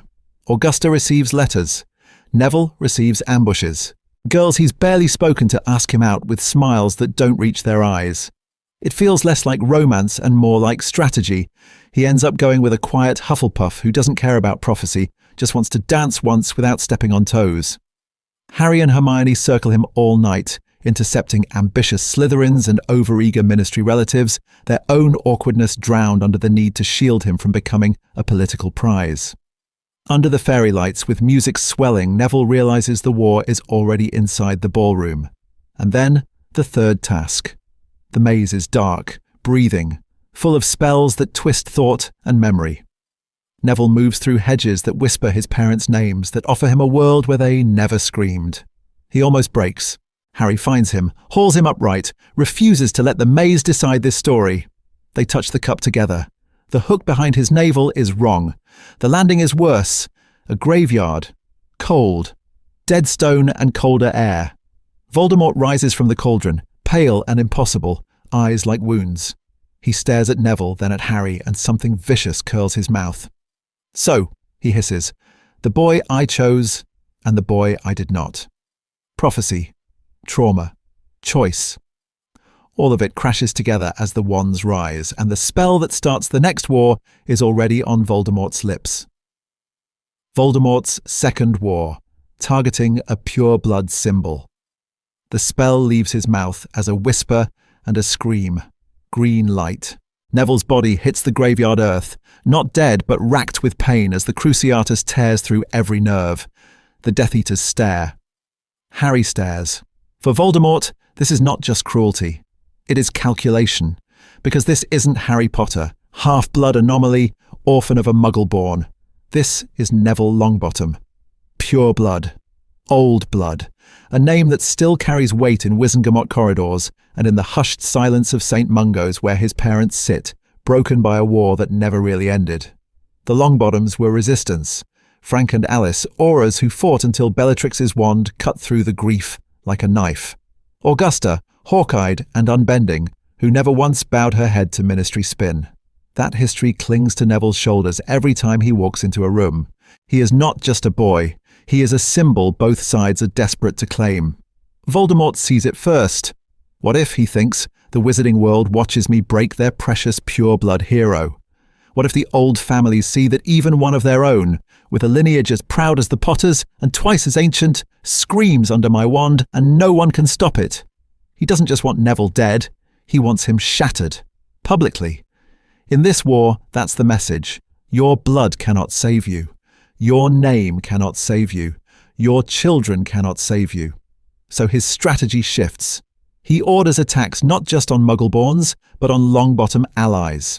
Old families who voted with Augusta in the Wizengamot find their homes marked. He whispers to his followers that once Neville falls, every other house will fall into line. Break the symbol, break the spine of the resistance. The ministry scrambles. Cornelius Fudge, sweating under his bowler hat, sees the polls before he sees the prophecy. A pure-blood chosen one is a gift he can parade.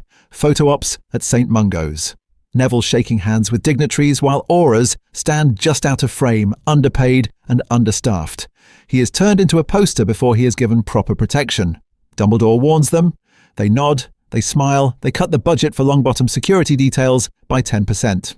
Later, Scrimgeour will do the same dance with a sterner jawline, talking war and sacrifice while asking Neville for one more interview, one more stage patrol, one more story that proves the ministry is winning. Meanwhile, the Death Eaters sharpen their rhetoric. To the public, they sneer at Neville as weak. In private, they call him traitor, a pureblood who fights for Muggleborns, who trains beside half-bloods, who listens when Hermione Granger speaks about house elf rights and werewolf laws. What if they can convince the fence-sitters that Neville is the one betraying his class? This is that story, the chosen one as a fault line in pure-blood society. Every spell he casts in public is dissected in drawing rooms. Every friendship he chooses is a political act. Under that pressure, something hardens in him. The boy who once fumbled passwords starts organising secret meetings. The Longbottom heir who was paraded for cameras begins to choose his own audience, first in dusty classrooms, then in the room of requirement. The DA doesn't just become a club, it becomes a counter-ministry, a counter-narrative, and by the time Hogwarts itself turns into a battleground, Neville Longbottom is no longer just the chosen one. He is the face of a school that refuses to kneel. Year 5. Building Dumbledore's army around Neville Umbridge arrives with a smile that feels like a curse. By October, Hogwarts is no longer a school. It is a surveillance grid wrapped in pink cardigans. Educational decree after educational decree slams onto the notice boards, but the pattern is obvious to anyone who can read fear. Curfews that mention key individuals. Quills signed out when Neville leaves the tower. Random bag checks that somehow always land on the chosen one. They are not just controlling students, they are containing a weapon. Neville feels it in the way Filch follows him down empty corridors, in the way Umbridge's eyes linger when he answers questions about defence, in the way owls to Augusta are delayed for inspection, every letter home treated as potential sedition. The ministry doesn't just want him watched, they want him isolated, a symbol under glass. In the room of requirement, the air smells of dust and old magic. Hermione paces in front of the gathered students, jaw tight, eyes bright with the same fury that once rebuilt Grimmauld Place brick by brick. This can't just be about Neville teaching you spells, she says. What if he's stunned? What if he's captured? What if the ministry decides the chosen one is safer in a cell than in a classroom? Silence. Every head turns to Neville. He stares back, throat dry, because she's saying out loud what's been gnawing at him since Umbridge's first simper. He is one boy in a war that wants him dead or obedient. That's not strategy. That's a single point of failure. This is about decentralizing, Hermione presses on, about making sure he isn't the only line of defense. You all learn. You all fight. You all lead. This is that story. Harry steps forward, not as the legend, but as the veteran. Years of marauder drills sit in his muscles. He moves through stances, shows how to break a disarmer into a counter-curse, how to roll out of a hex and come up casting. Defense isn't pretty, he says. You get hit, you fall, you get back up and throw the next spell. Neville watches them copy Harry's grip, Harry's footwork. Then he raises his own wand, hands still shaking, and talks about something else. About the night everything changed for him. His parents' empty eyes in St. Mungo's, his grandmother's steel, the way grief screamed in his chest until he learned to breathe around it. I'm scared most of the time, he admits, voice rough. Courage isn't not being scared, it's doing the thing anyway. No flash, no flourish. Just truth that cuts through the grief like a knife. It lands. Harder than any dazzling bit of spellwork ever could. The DA doesn't become a cult of talent around a prodigy. It becomes a culture of quiet bravery, of students comparing failures, not trophies, and still showing up to the next session. For weeks, it works. They grow, they organise, they whisper about strategy, about choice, about what if this really is the start of a different war. And then the pattern breaks. Marietta Edgecombe still flinches around Hermione's parchment, still hesitates before signing. But this time she isn't the only risk, because the Ministry has already placed someone else in the room. Not a reluctant friend, a deliberate plant.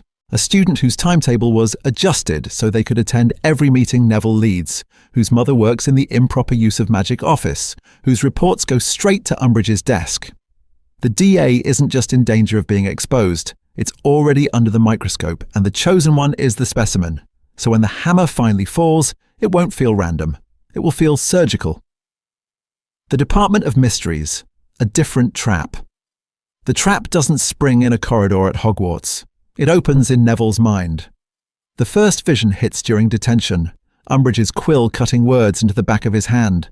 One moment he's staring at the blood beading on his skin. The next, the world tilts. St. Mungo's corridors. Harsh white light. His mother's thin wrist pinned under Bellatrix Lestrange's boot. She screamed. Not the distant, echoing memory he's carried since childhood, but raw, present now. Bellatrix's wand driving into Alice Longbottom's chest, Crucio twisting her body off the bed. Frank on the floor, reaching, fingers broken and useless. Neville's own hand jerks. Ink splatters. Umbridge snaps at him, but her voice is miles away. Because Bellatrix turns, looks straight at him through the vision. Smiles that jagged smile. Come and save them, little hero. He knows it could be a trick. Dumbledore warned him about false visions, about Voldemort's hunger for his mind since the night everything changed in Godric's Hollow. Remus drilled it into him during occlumency lessons. Harry, watching from the doorway, had said quietly, "He'll use what hurts most." What if this is exactly that? But Neville can't ignore the way his mother's eyes meet his in that impossible space. Not vacant, not lost, terrified. A single, lucid second that cuts through the grief like a knife. When he stumbles into the Grimmauld Place kitchen, pale and shaking, Harry and Hermione are already there, arguing with Sirius about patrol schedules. The moment they see his face, the war talk dies. Neville tells them. Every word tastes like ash. Harry's first answer is instinctive and absolute. "You're not going alone." His voice is low, steady in a way that makes Neville's chest ache. Harry knows what it is to run into traps for the people you love. He also knows what it costs. Hermione doesn't shout. She just stares at Neville's clenched fists, at the half-healed scars from Umbridge's quill, at the way his shoulders shake. "If Voldemort wants you at the Ministry, he's expecting you scared and isolated," she says. "So we don't give him that. We go smart, or we don't go." That's the choice. They assemble the same reckless, loyal core. Ron, Ginny, Luna. But the leadership isn't the same. Neville's the pivot point, the one Voldemort wants. Hermione maps out the plan in quick, precise strokes. Harry takes responsibility for dueling formations, for keeping them alive. Neville decides whether his parents live or die. The Department of Mysteries is colder than he imagined. Silence pressed into stone. Spinning rooms, whispering veils, prophecies lined up like bottled futures. This is that story, the one where the chosen one walks into the Ministry not as a pawn but as bait, who knows he's bait and goes anyway. The Death Eaters close in. When Bellatrix finally steps out of the shadows, it's not Harry she taunts. It's him. "Longbottom," she sings. "Come to watch the sequel." Neville doesn't hesitate. His first spell isn't disarming. It's a blasting curse that cracks stone and sends her skidding. Years of bottled grief ignite. He drives at her with a fury no one has ever seen from the boy who once fumbled passwords and dropped vials in potions.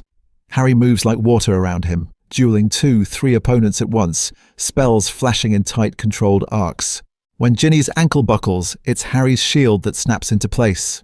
When Ron goes down under a stunner, it's Harry who drags him behind cover. But the centre of the storm is Neville and Bellatrix.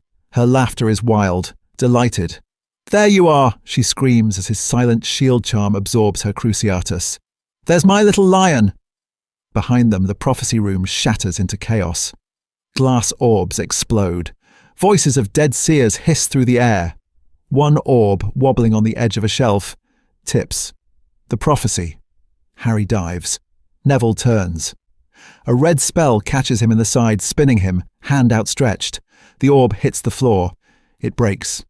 Trelawney's voice spills out, cold and inexorable, words wrapping around Neville as he lies gasping on the stone. Born to those who have thrice defied him. He hears enough. Enough to know how narrowly his fate was defined, how it could have been Harry, how a single choice made him the axis of this war. Across the room, Sirius staggers on the dais, a curse heading straight for his chest. Remus is faster. He slams into Sirius, knocking him clear. The curse misses the veil by inches.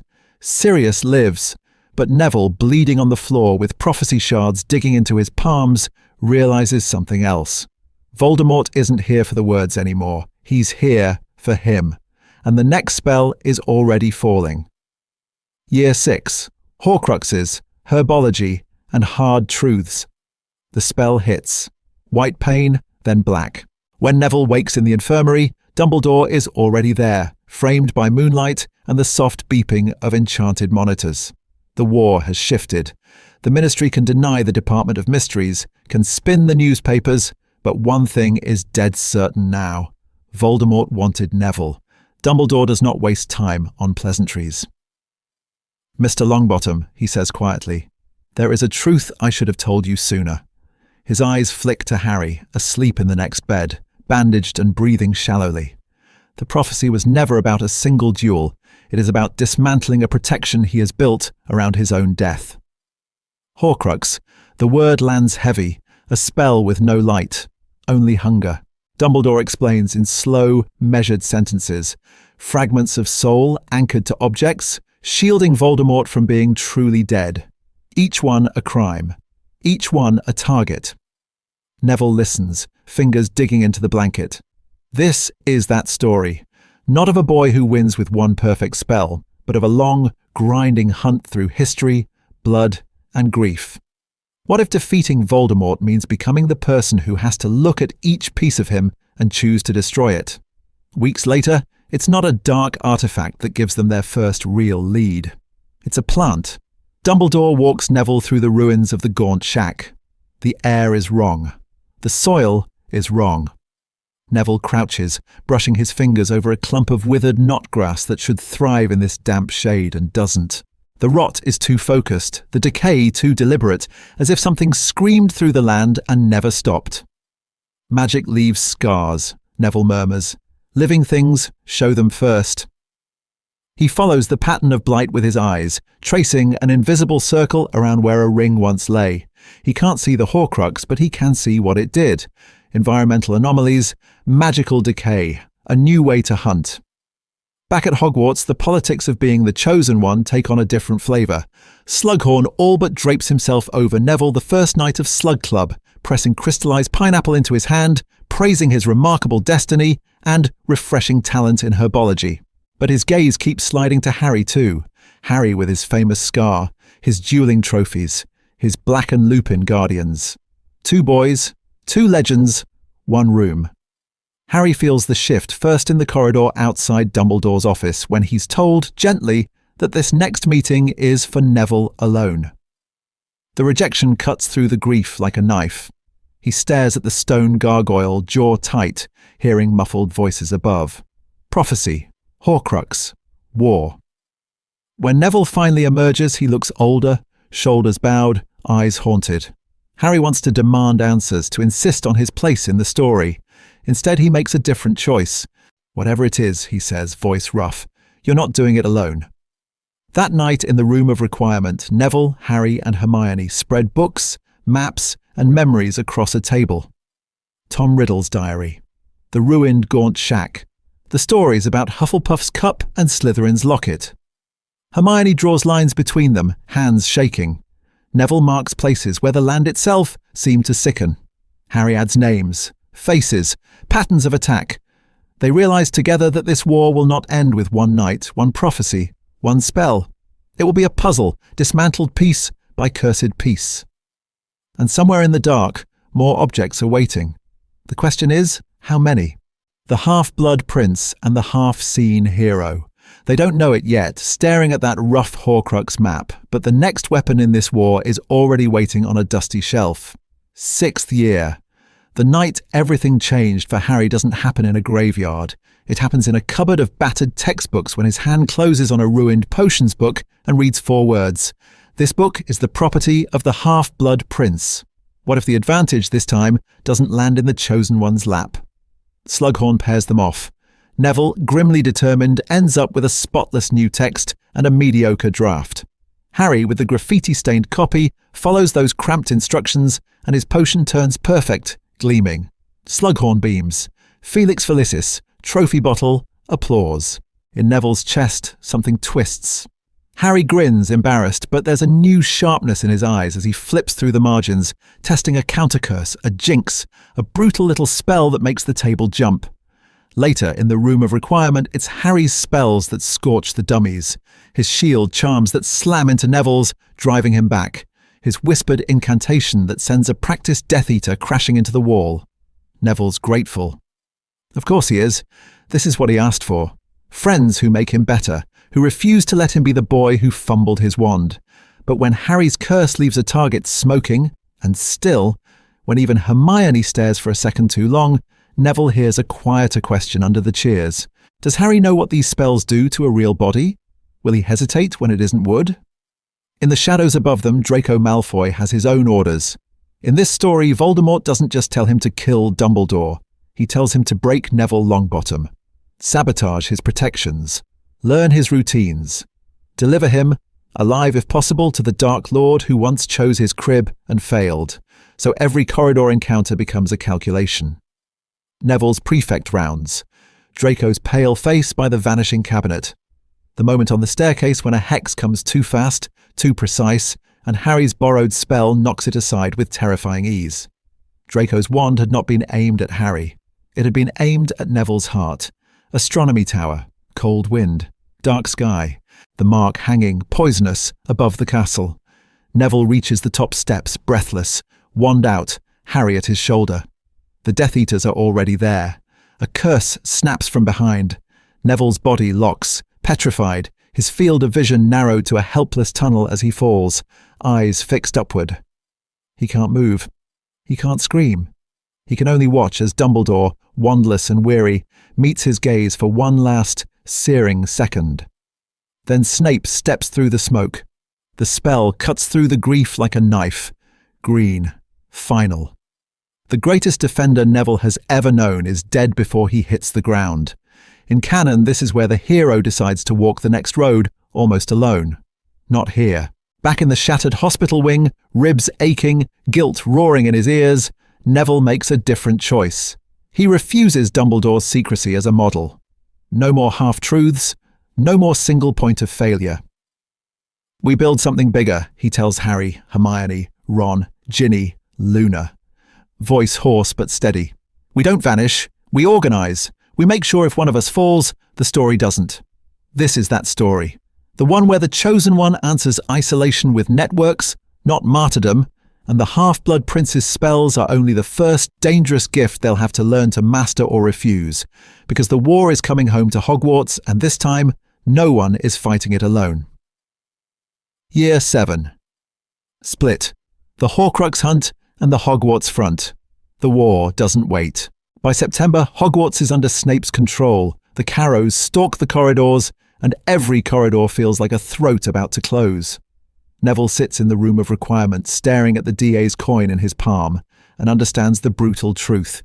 If he stays, he becomes a hostage, not a student, a weapon on a leash.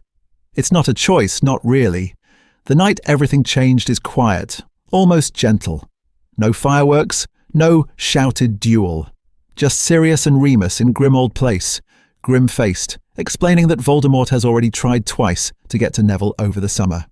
That the Death Eaters have orders. Take the boy alive. That if the Chosen One sleeps in a school run by Death Eaters, the war is over before it starts. Neville listens. He thinks of his parents in St. Mungo's, of Bellatrix's laugh that still cuts through the grief like a knife. He thinks of first years who flinch when anyone raises a wand. Then he says, "Horse, we go. We hunt the Horcruxes. We make the story end on our terms." This is that story. On the run, the trio's roles crystallize under pressure. Neville carries the prophecy on his shoulders. Harry carries every battle plan in his head. In this timeline, Harry isn't the destined killer of Voldemort, but he is the boy raised by two ex-marauders who turned war into a curriculum. He's the most experienced duelist of his generation, the one who's actually tested spells under fire, the one who can look at a dark valley, a cursed forest, a suspiciously quiet village and say, "We apparate here, shields up there, exit route there." So in the field, Harry takes point. He's the one who yanks Neville behind cover when a curse screams past, the one who snaps, "Stun, don't kill," when desperation makes Neville's hand shake towards something darker. He's not the chosen one, he's the shield the chosen one stands behind long enough to cast the right spell. Hermione is the constant. She's the one who mapped the Horcrux hunt before they ever packed a bag, cross-referencing Dumbledore's memories, Riddle's patterns, and obscure magical theory until the wall in Grimmauld Place looked like a war room. She keeps the enchanted tent stocked, the protective wards rotating, the research flowing. But more than that, she keeps them human. When Neville wakes from dreams where his parents stare at him and ask why he isn't finished yet, it's Hermione who sits beside him in the darkness, naming every person they've helped, every first year who will not be dead because the DA exists. When Harry's guilt over not being the one fated to die in Voldemort's place spikes when, "What if it had been me?" poisons his thoughts, she reminds him that prophecy is not worth more than choice. While they move through forests and ruins, Hogwarts becomes the second front. Ginny, Luna, and a harder, sharper Colin Creevey pick up Neville's banner. The room of requirement shifts from secret classroom to underground barracks. Detentions turn into torture sessions under the Carrows. The DA turns into a training ground where first years learn shield charms and older students practice silent spells with jaws clenched. Hogwarts becomes a symbol. Every act of graffiti, Dumbledore's army, still recruiting, is a message to Neville that his absence is not abandonment, it's strategy. And then, one freezing night in a nameless forest, the galleon's heat. Neville jerks awake. Harry already has his wand in hand. Hermione's eyes are on the coin, reading the tiny shifting letters only DA members can see. "Message from Ginny," she breathes. "It's coded. She says they've found something. He hid a piece of his soul where he first learned to be a monster." Silence. The implication lands like a spell. Hogwarts. A Horcrux in the castle itself. In the one place Neville cannot safely go. The one fortress now firmly under enemy control. Harry stares at the dark trees as if he can see the castle through them. "If that's true," he says slowly, "we can't finish this without going back." Neville closes his fist around the burning coin. The chosen one, forced to consider walking willingly into the heart of his enemy's stronghold. What if the final piece of Voldemort's soul is waiting for him in the only home he's ever known? And getting to it means risking everyone still trapped inside. He looks at Hermione, at Harry, at the map of their war burning against his skin. "We go back," Neville says. But how they're going to survive it, that's the part of the story no one has written yet. Nagini, the sword, and Neville's defining. Kill the Castle is burning when Neville finally understands what Nagini really is. Smoke in his lungs, stone shuddering under curses, the map of their war crumpled in his pocket, and in the middle of that chaos a memory Dumbledore left behind snaps into place. A flicker of green eyes gone flat, a snake curled possessively at Voldemort's feet, and the quiet, terrible phrase, "He has pushed his soul into places no human soul should go." Hermione had been the first to say it out loud. In the safe house weeks earlier, parchment everywhere, she'd stared at the patterns no one else wanted to see. "What if it's not just objects?" she'd whispered. "What if he trusts something living? Something always with him?" She'd circled references in Dumbledore's notes, dates of attacks, sightings of a great snake that always came first, always left last. The ink cut through the grief like a knife. Harry had backed her, jaw tight. "I saw her in my visions, Nev. Not just a pet. Guard, messenger, executioner. He talks to her." Neville had thought of St. Mungo's, of his parents' empty eyes, of the way the healers whispered about Bellatrix Lestrange, and the night everything changed for the Longbottoms. Voldemort hadn't been there, but his followers had, and stories spread. Stories about a snake that watched while people screamed. So when Snape, cornered in the shrieking shack, bleeding and furious, rasped, "The snake! You cannot let him keep the snake," it wasn't a revelation. It was confirmation. A reluctant, bitter hint from a man who had made his own terrible choice in this war. Nagini wasn't just a target. She was the living embodiment of everything Neville had lost. But knowing what she was and killing her were two different battles. They still needed the sword. The retrieval doesn't happen in a frozen forest this time. It happens under Hogwarts itself, in the flooded, echoing caverns near the Black Lake. Trapped by snatchers who've broken through a forgotten passage, wandless and cornered, Neville feels the old panic claw at his throat. Harry's disarmed, Hermione's trying to shield them with raw, cracking, wandless magic, and the water around their boots is beginning to glow with curses. Then something blazes in Neville's chest, the same fierce, defiant fire that answered the hat in first year. A choice: stand, protect, refuse to run. He reaches for anything, for Gryffindor, for Hogwarts, for the story he is so tired of failing to live up to, and the lake answers. Silver light erupts beneath the surface. Metal flashes. The sword of Gryffindor shoots up through the water, straight into his waiting hand. This is that story. By the time of the Battle of Hogwarts, the sword rides at his hip. Heavy. Certain. A promise. The Great Hall is a war zone. Dead lie under shattered banners. Spells scream past, red and green and purple, turning the air into a storm of light and dust. Voldemort stands at the far end, locked in a vicious duel, attention fixed on the cluster of fighters holding him back. Nagini circles him in a shimmering protective bubble, fangs bared, eyes bright with a cruel, alien intelligence. She remembers faces. She remembers screams. Neville knows that. He can feel it. He's bleeding from a cut across his ribs. One leg drags. But when the shield around the snake flickers, just for a heartbeat, as Voldemort turns to deflect a curse, Neville moves. No speech. No hesitation. He draws the sword in one smooth, desperate motion and runs. The world narrows to steel and scales and the pounding of his own heart. He dives through the failing edge of the magical barrier, feels it tear at his skin, and brings the blade down with everything he has left. The sword meets Nagini's neck. There's a flash of sickly, black-gold light, a sound that isn't a scream and is somehow worse, and then the snake's body hits the stone. Dead. Truly dead. A piece of Voldemort's soul ripped free. For one breath, there is silence. Neville stares at what he's done, chest heaving, grief and triumph and shock tangled so tightly he can't name them. He's done it. He's broken the last chain. But as Voldemort turns, as red eyes lock onto him with a hatred that feels almost relieved, Neville understands what Dumbledore never quite said. Killing Horcruxes is only half the battle. Someone still has to walk toward that wand. Someone still has to stand in front of the man who made this prophecy their prison. And what if the words Sybil Trelawney spoke were never as simple as one must die at the hand of the other? What if the real choice is still coming and it's not about death at all?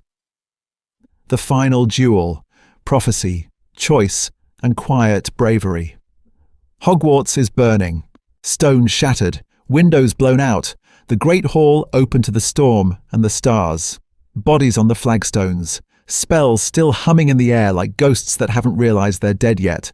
This is the night everything changed, and everyone knows it. Voldemort stands where the staff table used to be, robes unmarked by dust, eyes sweeping the survivors. Students huddle with teachers, with parents, with order members. The war has squeezed them all into one ruined room. His voice cuts through the grief like a knife. Longbottom. He doesn't scream. He doesn't need to. Come forward. Your parents are drooling in their beds because of me. Your prophecy dragged them there. And for what? A useless boy. A useless story. Neville's hand is shaking around the hilt of the sword he no longer carries. The metal that once balanced him is gone. Only his wand is left, slick with sweat. Every muscle in his body is screaming to stay behind Harry, behind McGonagall, behind anyone. But the words from the last section are still echoing in his head. Someone still has to walk toward that wand. He steps out of the crowd. Not as a cocky hero, not with a smirk or a quip. His robes are torn, his face streaked with blood and soot, his shoulders bowed with exhaustion. He is terrified. He is so tired he can barely lift his arm. But he does. "What if the prophecy was never about you?" Neville says, voice rough. "And always about the people you can't break." Voldemort laughs, high and cold. "Love. Friendship. The power the Dark Lord knows not." He spits the words. Dumbledore's favourite fairy tale. Harry is off to Neville's left, half hidden behind a fallen column, wand loose at his side. In this timeline, he's not the chosen one. He's the boy who carries a sliver of Voldemort's soul by accident, the tactical mind Sirius and Remus trained. He catches Neville's eye for half a heartbeat, and the plan they argued over in the room of requirement settles between them, without a word. Neville walks forward, drawing fire. The duel that follows is not elegant. It's not a dance of coloured light. Voldemort hurls spell after spell, each one designed to torture, to humiliate, to grind this boy into the stone. Shields shatter, bones crack. Neville staggers, falls to one knee, tastes blood. He gets up. Again. Every time he stands, something in the watching crowd shifts. First it's Ginny, dragging herself upright, wand raised. Then Luna, face pale but steady. Then the DA, then the teachers, then even Slytherins who have seen enough dead for one lifetime. His refusal to stay down becomes a spell of its own. Harry moves when Voldemort turns fully toward Neville, obsessed now, needing to prove the prophecy wrong. A whispered distraction, a flash of movement, a feint toward the snake's corpse that still lies cooling near the doors. For a fraction of a second, the Dark Lord's aim wavers. Neville chooses. Not because he thinks he'll survive, because if he falls and Voldemort falls with him, the war ends. Because his parents deserve a world where their son did not run. Expelliarmus!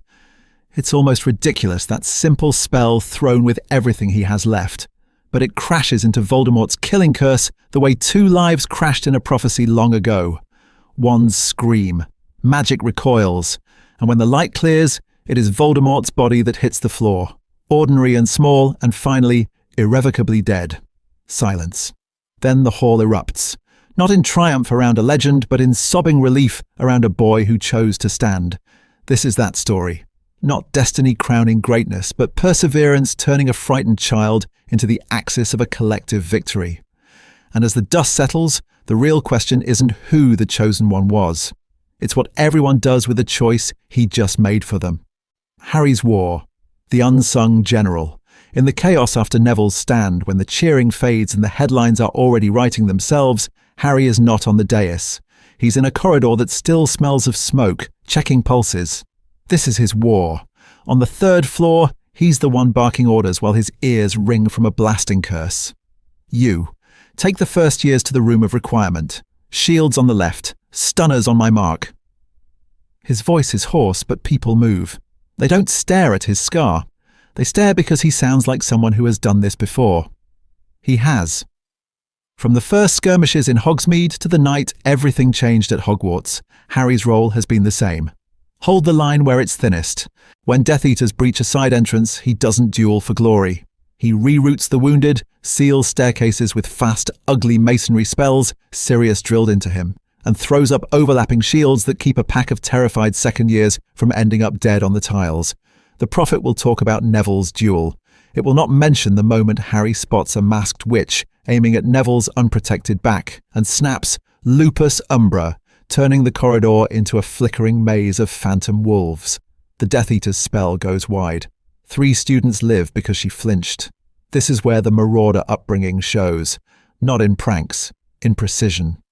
He uses the map the way James never got to, as a live battlefield grid.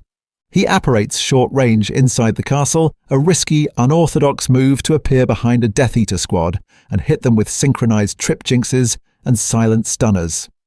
He chains disillusionment with Muggle stealth tricks Remus taught him, vanishing into smoke, reappearing where no one expects, turning misdirection into armor.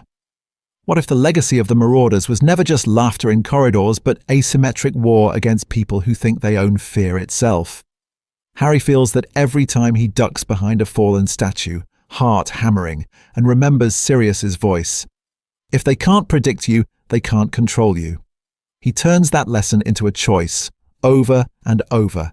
Fight dirty, but fight to protect. Still, the grief cuts through the grief like a knife when he realizes what he will never be. He watches Neville walk through the Great Hall after the battle, students reaching for him, adults whispering prophecy, symbol, savior. Harry stands in the shadows beside Hermione, soot-streaked, wand still in his hand. I'm never going to be that, he thinks, not bitter but raw, not the chosen one, not the statue in the ministry atrium. But then a first year grips his sleeve with shaking fingers and whispers, "You said you'd come back. You did." In that small, desperate voice, he hears a different kind of power, the quiet expectation that Harry Potter will make things work. Months later, at the memorial, Neville steps up to the podium.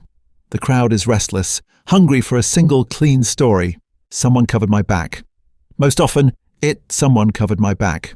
Most often, it was Harry. The murmur ripples. Neville doesn't look away. If you think prophecy killed Voldemort, you're wrong. Choice did. Mine. His. Ours. The cameras swing to Harry, startled, catching him mid-flinch. Pattern broken.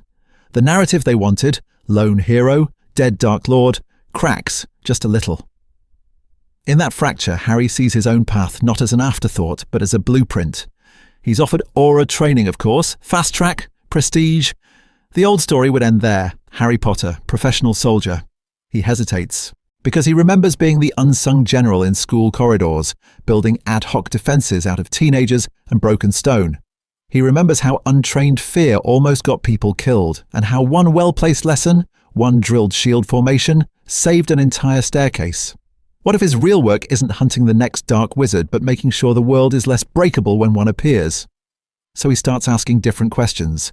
Not, how do I fight? But, how do we train 11-year-olds so they never freeze the way Colin did?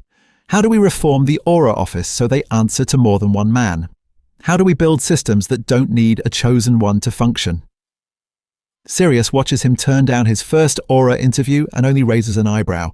Remus just smiles, tired and proud. Harry isn't stepping away from war. He's stepping above it, thinking in structures and classrooms, in new defense curricula and community patrols, in ways to ensure the next terrified child has more than a legend to lean on. He was never the prophecy. He was the practice. And in a world that almost destroyed itself waiting for a chosen one, that might be the more dangerous magic. Neville. After the war, from symbol to teacher, Neville steps into peacetime and finds it louder than war. The Great Hall feasts are gone, but the staring isn't. People stop him in Diagon Alley, in Hogsmeade, in the ministry atrium he keeps trying not to visit, and he smiles and nods and feels. And he smiles and nods and feels something inside him flinch back into silence. Because the truth is simple. Crowds still make him feel 11 again. Lost. Wrong-footed. Waiting to forget the password. Where does he breathe? In greenhouses.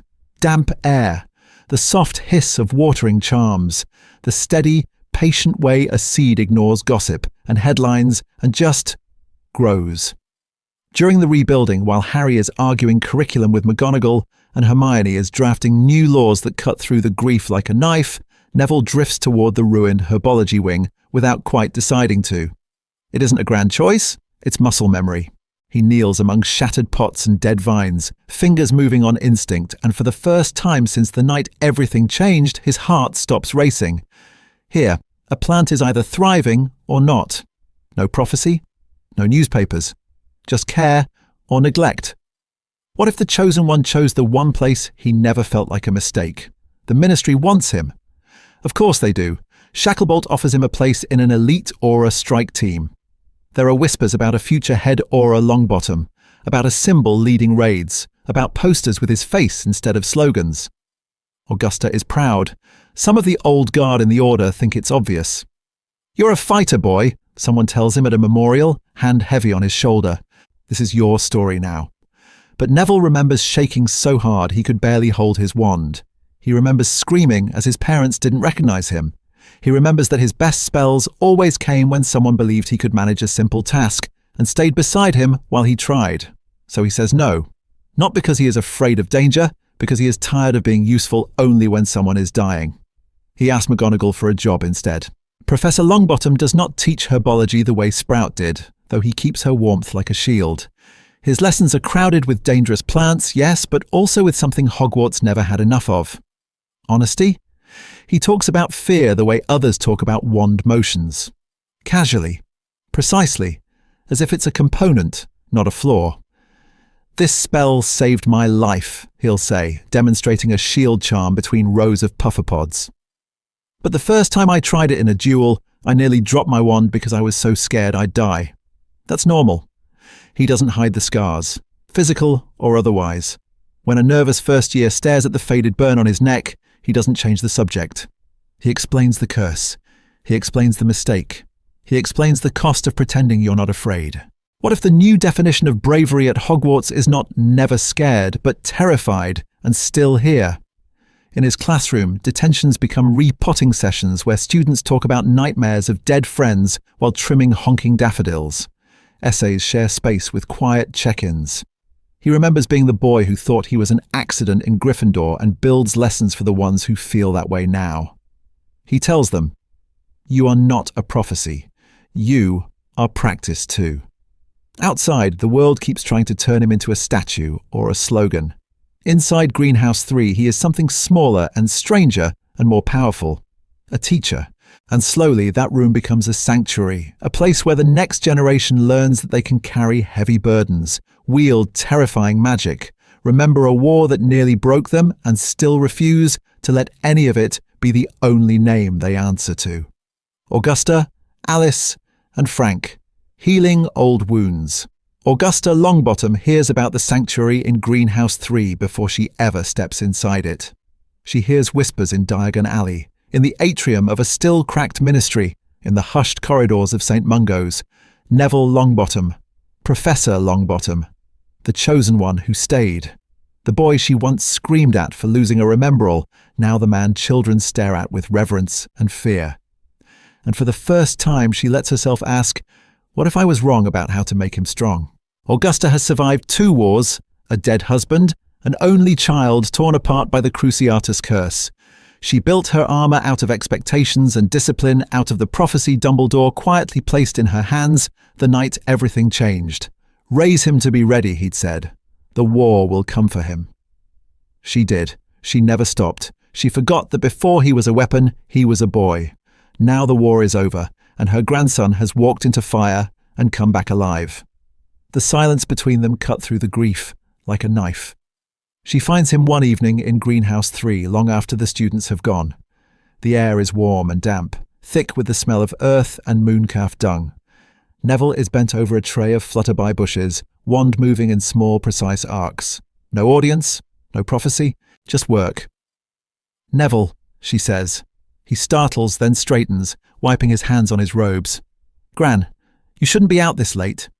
It's automatic, protective. It lands between them like a spell they both recognize. Augusta's fingers tighten on her vulture-topped hat. "You did what you were meant to do," she says. "What I told you, you must do." Her voice doesn't shake. That feels like treason. "I will not apologize for expecting greatness from you." Neville's jaw sets, the old hurt flaring. "I know," she swallows, tries again. "But I forgot you were a child first. My grandson, not just the chosen one." The words sound rusty, dragged up from somewhere she buried when Alice stopped recognizing her. "I made you carry your father's wand and your mother's war before you knew your own favorite sweet. That was my choice, not yours. I am sorry for that." The silence stretches. He stares at her, really looks, and sees not the general of his childhood, but a tired woman who has outlived too many futures. "I needed you," he says quietly, "even when it hurt. But I needed you to see me too." "I see you now," Augusta answers. "Not as Frank's son, not as a prophecy, as Neville." It's not absolution, it's a beginning. That night he goes to St. Mungo's alone. Alice and Frank Longbottom are still in the Janus Thicky ward. In this story, the healers tried everything. Experimental charms, muggle neurology, potions brewed by Hermione under strict supervision. At best, his parents have days where their eyes focus, where a hand twitches in response to his voice. At worst, they are as they have been since he was a baby, present and gone, alive and dead in the same breath. Tonight, his mother's gaze tracks him for 3 heartbeats. His father's fingers drum once against the blanket when Neville says, "Gran apologized." Is it recognition? A reflex? He will never know. The uncertainty used to hollow him out. Now it's just part of the landscape of his grief. "What if you'd been healed before the war ended?" he whispers. "What if you'd seen it?" The questions don't torment him the way they once did. They're markers on a road he's finally stopped trying to walk backward. Neville has learned to live beside their suffering instead of inside it. He honors their legacy by the choices he makes in classrooms and greenhouses, in how he teaches scared first years that bravery can be quiet, patient, rooted. He tells them about people who fought and broke and never recovered, and insists that their worth is not measured by the neatness of their endings. He reaches into his satchel and pulls out a small pot. A new plant. Tender, bright green leaves, veins glowing faintly with stored sunlight.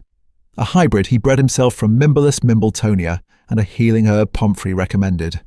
Resistant, stubborn, impossible to kill.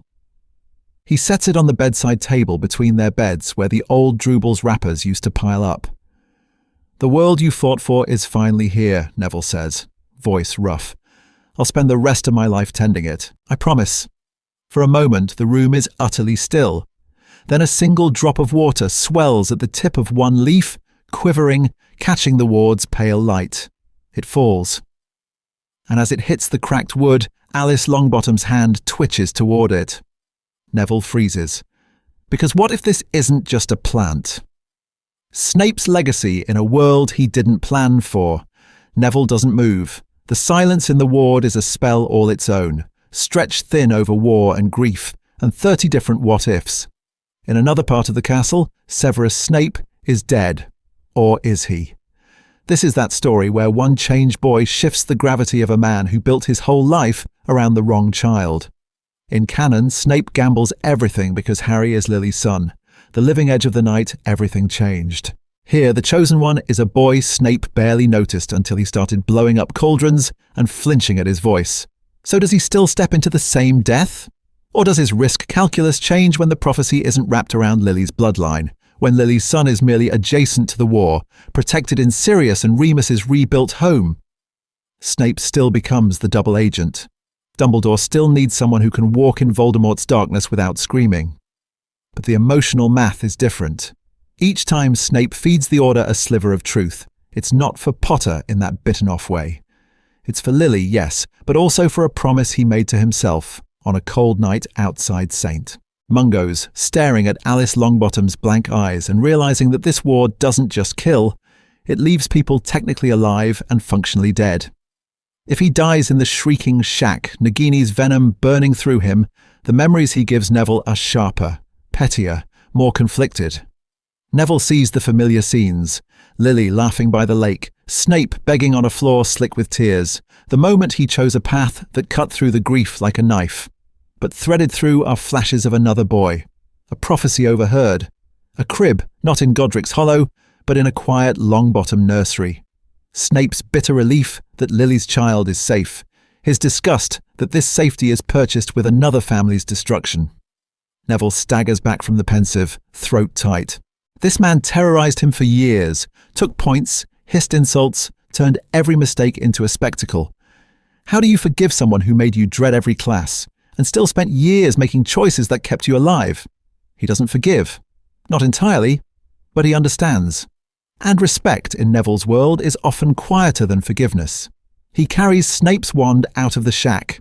He uses Snape's own spells in the final duel, ugly, precise magic wielded by a boy who refuses to become another Snape. Harry's reaction is different. When he learns that Snape's protection was never really about him, that it was always Lily, always the girl from the lake, something inside him loosens. The complicated gratitude that haunted him in canon never quite takes root. He can mourn Snape as a tragic, broken man without feeling obligated to name a child after him. And that's the pattern interrupt. No Albus Severus. No grand gesture. Instead, Neville and Harry push to reform Hogwarts itself. New policies for difficult students. Early intervention for kids who come to school already carrying war and grief. a requirement that heads of house learn trauma-informed magic. What if the real monument to Snape isn't a name, but a choice that ensures no lonely, furious child ever has to turn themselves into a weapon just to be seen? Sirius and Remus, fathers of a different kind of hero. The war doesn't end with statues and silence. It ends around a scarred oak table in a narrow London townhouse, with Sirius Black arguing about roast potatoes and Remus Lupin passing the gravy like the world didn't almost end twice. This is that story. They are both alive. That's the first difference. No veil in the Department of Mysteries. No werewolf-driven poverty that grinds Remus down to a ghost. Avoiding Azkaban, catching Peter early, and refusing Dumbledore's more dangerous gambles means the marauders who survived the First War make it through the Second. Not unbroken, but breathing. Sirius changed first. He had to.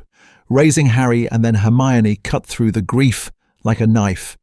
The reckless godfather who once would have dragged a 13-year-old into vengeance becomes a man who teaches them how not to die. Short, brutal dueling drills in the basement. Long, exhausted conversations at midnight about when you refuse an order, even in a war. He still screams at the wireless during ministry announcements, still paces when Neville's on a mission. But his choices are different now. Less about proving he isn't dead weight, more about making sure his kids outlive him. Remus settles into the spaces Sirius can't reach. The stabilizing presence. The one who notices Hermione's hands shaking after a battle and quietly puts tea in front of her, who sits with Harry on the roof of Grimmauld Place when the boy who lived isn't sure who he's supposed to be in a world where Neville took the killing curse. He becomes something else too. A public figure. The werewolf who helped train the Chosen One. The professor who stayed after the war to rebuild Hogwarts from the inside. What if surviving gives them time to do more than fight? They push together in the slow, grinding corridors of the Ministry. Remus stands in front of the Wizengamot and lists every mission he ran under full wolfsbane, every child he protected, every Death Eater he disarmed without turning feral. Sirius, hair tied back, in formal black air robes, stares down old purebloods and demands werewolf employment protections written into law, new aura training modules on trauma, on hostage situations, on how not to make another generation of Severus Snapes. Protections for magical children, so no one is ever left with relatives who hate magic because there was nowhere else. They know what it means to raise a boy for a war he didn't have to fight. Neville was the prophecy. Harry could have walked away.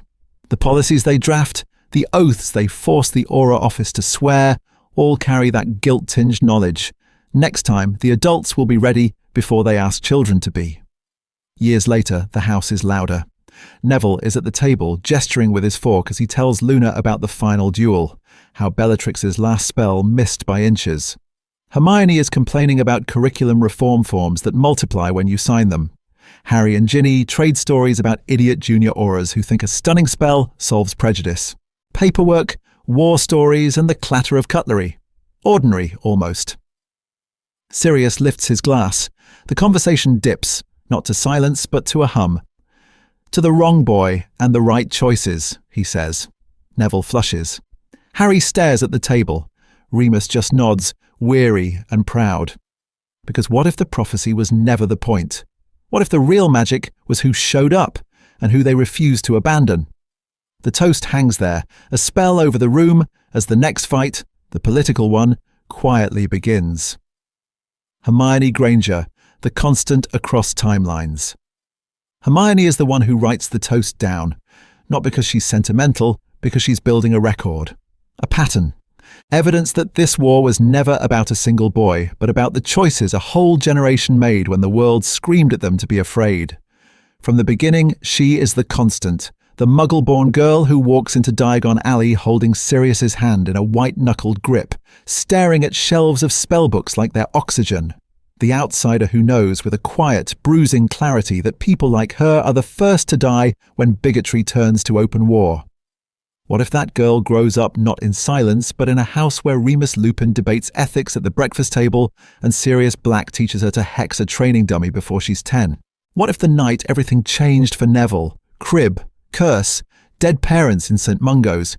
Hermione is already studying the laws that failed them, long before she can vote on them. With Harry, she's a co-conspirator. Raised under Remus's influence, he respects books because she weaponizes them. Late nights at Grimmauld, maps and ministry reports spread over the kitchen table. It's Hermione who threads it all together. Harry brings instinct and field sense. She brings contingency plans and hard data. Together, they don't just react to Voldemort, they run simulations. They predict, they prepare. Neville is different. Neville is fragile in ways Harry never was allowed to be. She sees it the first week of first year, when his hands shake in potions and his voice goes flat when someone jokes about St. Mungo's. The boy who lived again, they call him. The chosen one. He hears the boy who can't afford to fail. Hermione sits with him after DA meetings when everyone else has gone. She corrects his stance, then his breathing. She teaches him to break a task into parts the way she breaks an arithmancy proof. One spell, one shield, one step toward not dying. When his imposter syndrome spikes, after a profit headline, after a botched duel, she doesn't offer platitudes. She offers evidence. Lists every time he made the right choice when it mattered. Pattern interrupt. In this story, Hermione isn't the sidekick patching holes in a reckless boy's plans. She is the strategist who refuses to let either of her boys collapse under a prophecy they didn't ask for. She and Harry draft DA charters that outlive the war. She and Neville co-author testimony on what it means to be a child soldier. Years later, it's Hermione who stands in front of the Wizengamot, robes plain, voice steady, and says, "No more chosen ones." She pushes through legal protections that make it a crime to use minors in combat. She writes frameworks for guardianship, mental health oaths for healers, binding oversight for aura recruitment, house elf rights, werewolf protections, centaur treaties. She codifies them not as charity but as reparations, as structural correction for centuries of sanctioned cruelty that fed Voldemort's rise. Historians will argue about Neville's final duel and Harry's missions in the shadows. But when the war is over and the statues go up, something unprecedented happens. Hermione Granger gets her own, not as friend of the chosen one, not as brilliant assistant, as architect, as the witch who cut through the grief like a knife, read the pattern of their world, and rewrote it so that if prophecy ever whispers again, no child stands alone in its crosshairs. This is that story. Moral shifts, bravery, destiny, and who gets to be a hero. Neville stands in front of that statue and wants to disappear. It's him. Wand raised, robes torn, face set not in triumph, but in tired concentration. No blazing phoenix, no dramatic cloak swirl, just a boy who kept getting back up. And that is the point. In the original story, the camera loves spectacle. Harry on a broom. Harry facing a basilisk. Harry walking into the forest to die. Flashy, singular moments where the war seems to hinge on one breath, one spell, one chosen sacrifice. But what if the magic that actually saves people is quieter? In this war, Neville's heroism is not a lightning strike. It's erosion, fear, doubt, humiliation grinding at him day after day, and him choosing again and again and again not to stop. He doesn't stride into destiny, he limps into it. The prophecy still hangs over everything, of course. Words spoken in a smoky room the night everything changed. A child born as the 7th month dies, marked, destined to have power the Dark Lord knows not. But in this version, the story refuses to let those words be a script. Dumbledore may read them as design. Augusta may treat them as marching orders. Voldemort may try to turn them into a cage. Neville, Harry, Hermione, and the people who love them keep proving that the prophecy is only ever a stage. What actually moves the plot are choices.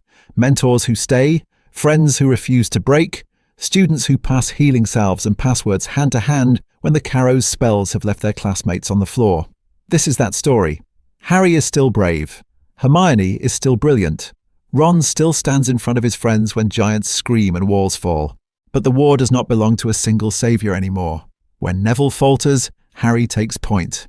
When Harry is dead on his feet from dueling, Hermione steps in with strategy that cuts through the grief like a knife.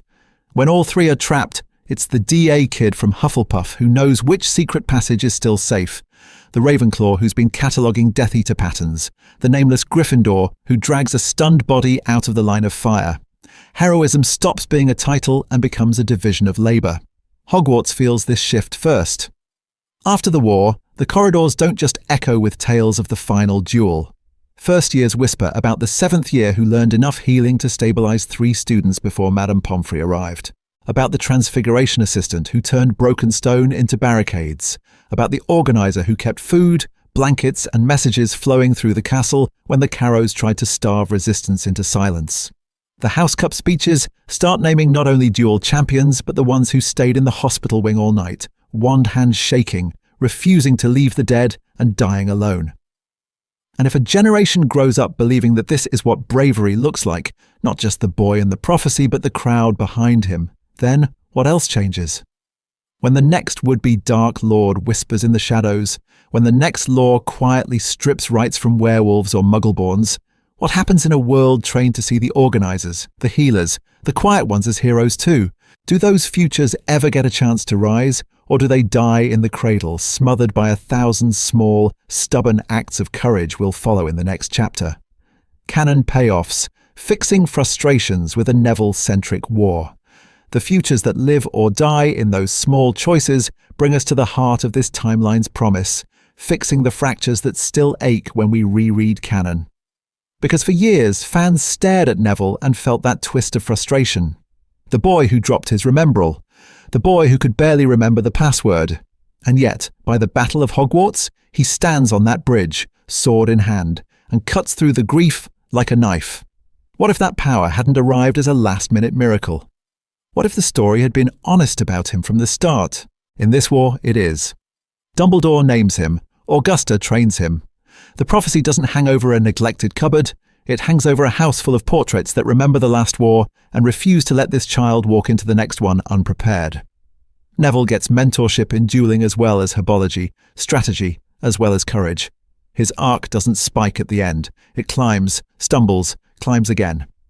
This is that story, and around him the dead do not fall in the same order. Sirius and Remus live, not as tragic ghosts orbiting Harry's loneliness, but as flawed, breathing men who pack lunches, argue about curfews, and show up at Hogwarts matches with banners that make Augusta sniff. The question fans have whispered for decades, what if they'd had the chance to be parents, finally gets an answer that isn't ripped away on a spinning arch. It changes Harry too. He's still marked by loss, still the boy who survived the night everything changed at Godric's Hollow, but he grows up held. Sirius teaches him that anger is a spell you can learn to aim. Remus teaches him that fear is a map, not a prison. Their survival doesn't erase grief. It gives it somewhere to go. Dumbledore feels that shift first. In canon, secrecy is his default spell. Hide the prophecy, hide the Horcruxes, hide Harry from the truth for the greater good. Here, the prophecy points at Neville, and Harry becomes the variable he cannot quite predict. 2 boys. 2 households that do not accept being managed. The old man has to choose between control and collaboration, and the order becomes less a chessboard and more a council fire, where even teenagers argue back. Snape's redemption bends with that pressure. It no longer rests on one boy's posthumous forgiveness.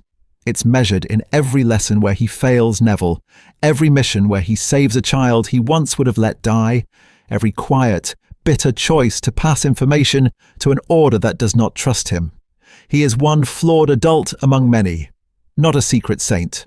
Here's the pattern interrupt. This timeline doesn't replace canon. It sits beside it, a mirror held at a different angle, asking you to reread the original books and watch Neville again. Watch the boy with the trembling wand and imagine the world where everyone knew from the beginning exactly what he was capable of becoming. And then ask, in the next chapter of this war, what does he do with that knowledge? World-building ripples, ministry, Death Eaters, and Hogwarts politics. Pull the camera back.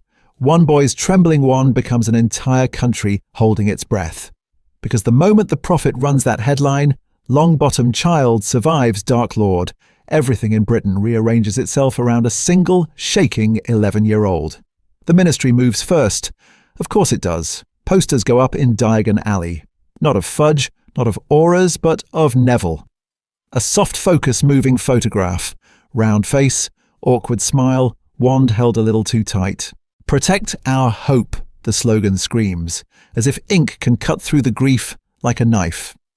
There are speeches in the atrium about sacrifice and unity. There are new security decrees, new committees, new badges to pin to already overburdened robes. What there aren't: trials for every Death Eater who bribed their way out, structural reform, real oversight of the Department of Mysteries that mishandled the prophecy in the first place. Neville is paraded at carefully staged events, Augusta's hand like a vice on his shoulder, while behind him the same old men shuffle parchment and call it victory. This is that story, the one where a boy becomes a shield to hide the Ministry's fear of its own rot. On the other side of the war, they watch those posters too. In shadowed drawing rooms, Death Eaters stare at Neville's face and see an opportunity. A pureblood, an old family, a name etched into Hogwarts' house-cut plaques. What if, they whisper to their recruits, this proves Dumbledore's corruption, that he would twist even the noblest lines into weapons for Muggleborns and werewolves. Their rhetoric shifts, less about blood purity in the abstract, more about betrayal.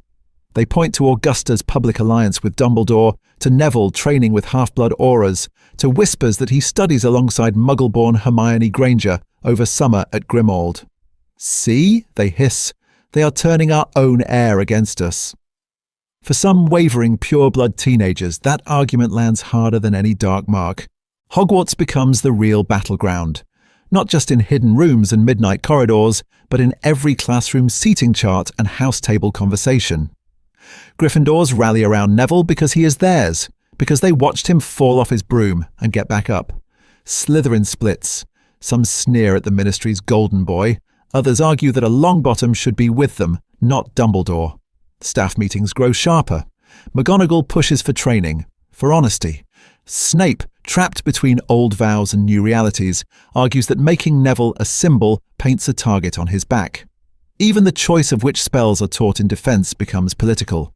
Is this lesson about shielding children or preparing soldiers? Beyond Britain, the ripples keep spreading. Sends auras to share best practices, and never stops reminding the prophet about it. Bulgaria claims that Crumb's dueling exhibitions inspired Neville's generation. America hints that some of his advanced training methods came from their Salem Institute. Aid, credit, leverage, every country tries to turn the chosen one into a diplomatic asset. Neville, who still flinches at loud spells, becomes a bargaining chip in rooms he will never enter. And decades later, when the last Death Eater trial is over, when the atrium falls silent and the posters have faded, those choices don't vanish. They calcify. Ministries remember how useful a child hero was. Schools remember how quickly corridors became trenches. In the next part of this story, we follow those echoes forward into the lives of the children who grow up hearing that Neville Longbottom ended the war and never quite learn what it cost him, or them. Alternate friendships and romances in a Neville-led era. When the posters come down and the speeches stop, something stranger happens. The stories don't. Children still whisper in dormitories, still measure themselves against a boy with a sword in his hand and ash in his hair. But in this world, that boy is Neville. So what if that spotlight bends the web of friendships and first loves in ways no one planned? What if the night everything changed for the war also changed who reached for whose hand in the dark? Neville grows up watched, weighed. Every clumsy moment in first year, every forgotten password happens under the knowledge that people stared at his crib and said prophecy. That pressure could have crushed him. Instead, with years of DA meetings and leadership behind him, it forges a quieter confidence. By fifth year, when he stands beside Harry in the room of requirement, his voice doesn't shake when he calls the spell. That changes how people see him. It changes how girls see him. In this version, his crushes don't have to be distant, embarrassed things. He and Hannah Abbott share detentions, Herbology projects, the same tight, furious grief after Cedric dies, and the Ministry calls it an accident. They sit in the Hufflepuff common room once, the fire burned low, trading stories about parents who never really came back from the First War. The silence between them is heavy, but not dead. Years later, when the DA becomes an underground network and Hogwarts a battlefield, that shared history is the soil their romance grows from. It isn't sudden, it's inevitable. Harry's path bends too. Without the full weight of the prophecy, he is still the boy who lived, but the world looks past him faster. He has fewer posters, more privacy. His connection with Ginny Weasley shifts from celebrity crush to something slower, built in the aftermath of shared missions where Neville leads and Harry covers the flank. Ginny watches Harry duel without the crowd screaming his name, sees the way he throws himself between curses and first years. Respect comes first. Affection follows. Their choice to be together feels less like a fairy tale, more like two soldiers finding a moment of peace. Hermione stands at the centre of this altered orbit. Close to Neville through DA planning, close to Harry through years of shared danger, she feels the tension of what could be. But her focus is merciless. She's cataloguing laws to dismantle, post-war reforms to force through, long before the final battle. Romance for her is a question postponed, not a destiny denied. Around them, the secondary bonds twist tighter. Luna and Neville, both marked as odd, both carrying invisible scars, find each other in the shattered corridors of 7th year. She sees the way his hands tremble after he kills, the way victory can cut through the grief like a knife. He sees the steel beneath her drifting words. Ron, no longer the best friend of the singular chosen one, becomes the glue of a larger, messier group, his loyalty spread across Neville, Harry, Hermione, Ginny. Here's the pattern interrupt. In this story, the ships aren't the most radical change. The friendships are. The war teaches them that the world isn't saved by destined couples. It's held together by people who stand, side by side, when every spell has failed and every prophecy has burned away. This is that story. What stays the same? Fixed points in the timeline. Some things still burn, no matter whose name the prophecy chose. Voldemort rises. Voldemort falls. That arc does not bend. Whether he walked into the Longbottom nursery or the Potter one, there is still a Dark Lord who split his soul, a boy who survived, and a wizarding world that spent a decade pretending the war was over when it was only sleeping. The Horcruxes still exist. The diary still bleeds ink in a bathroom. A ring still poisons the hand that wears it. A locket still whispers in the dark. What changes is who hears those whispers first. What if it's Neville's shaking hand that drops the diary in the chamber, Harry's wand that fires the spell, Hermione's voice that screams directions through the echoing tunnel? Different hands, same cursed objects, same slow revelation that Voldemort did not die the night everything changed. The Battle of Hogwarts still happens. It has to. Hogwarts remains the heart of the story, the place where children learn spells and politics, and the cost of both. The Great Hall still fills with the dead laid in rows. The walls still remember giants slamming into stone, Death Eaters dueling under shattered banners, a boy stepping forward to face death. And the trio still survives. It is just that the trio is Neville, Harry and Hermione, with Ron orbiting close, pulled in by choice rather than destiny. They still end up in the room of requirement, in the forest, on the edge of every impossible decision. They still argue, fracture, forgive. The war still forces them to grow up too fast. Some deaths remain because the story demands a price. Maybe Dobby still dies in the surf, knife in his chest, because house elf freedom has to cost something that cuts through the grief like a knife. Maybe Fred still falls with a joke half-formed on his lips because war does not pause for punchlines. Maybe Lupin and Tonks live in this version, raising Teddy in a world where Neville's victory came a little sooner. Or maybe they die together in the castle corridors, and Harry and Neville both stare at the bodies. Both understand that being the chosen one never meant everyone else was spared. Love is still the oldest magic. Augusta's fierce, unforgiving love. Sirius and Remus's stubborn, healing love. Molly's suffocating, saving love. It shields, it blinds, it drives people to choices that echo for years. Power still corrupts. The Ministry still proves it. Birthright still means nothing without the courage to say no. Hogwarts is still sanctuary and battlefield. The Burrow is still warmth and noise and a glimpse of what peace could look like. Grimmauld Place is still a haunted house turned headquarters, walls soaked in old blood and new plans. These locations anchor the war, sites of memory that refuse to be rewritten. So if these points in time are fixed, if the diary must open, the castle must burn, the Dark Lord must fall, what does that say about fate in this world? How much room is left for choice, for better paths to the same destination? And where exactly does this Neville finally step off the map? Crafting the story. How to tell this a you on screen. So if these points in time are fixed, if the diary must open, the castle must burn, the Dark Lord must fall, what does that say about fate in this world? To answer that, you don't just change. To answer that, you don't just change scenes, you change structure. You build this as a 3-season war chronicle, each arc framed around a different version of the same boy and the same scar. Season 1 is childhood and early Hogwarts. The night everything changed at Longbottom Manor, the prophecy whispered, the crib attacked, and then the long, echoing silence of St. Mungo's. We cut between Neville under Augusta's unyielding gaze and Harry running through the halls of a reclaimed House Black, chasing a broom Sirius swore he was too young for. Season 2 shifts.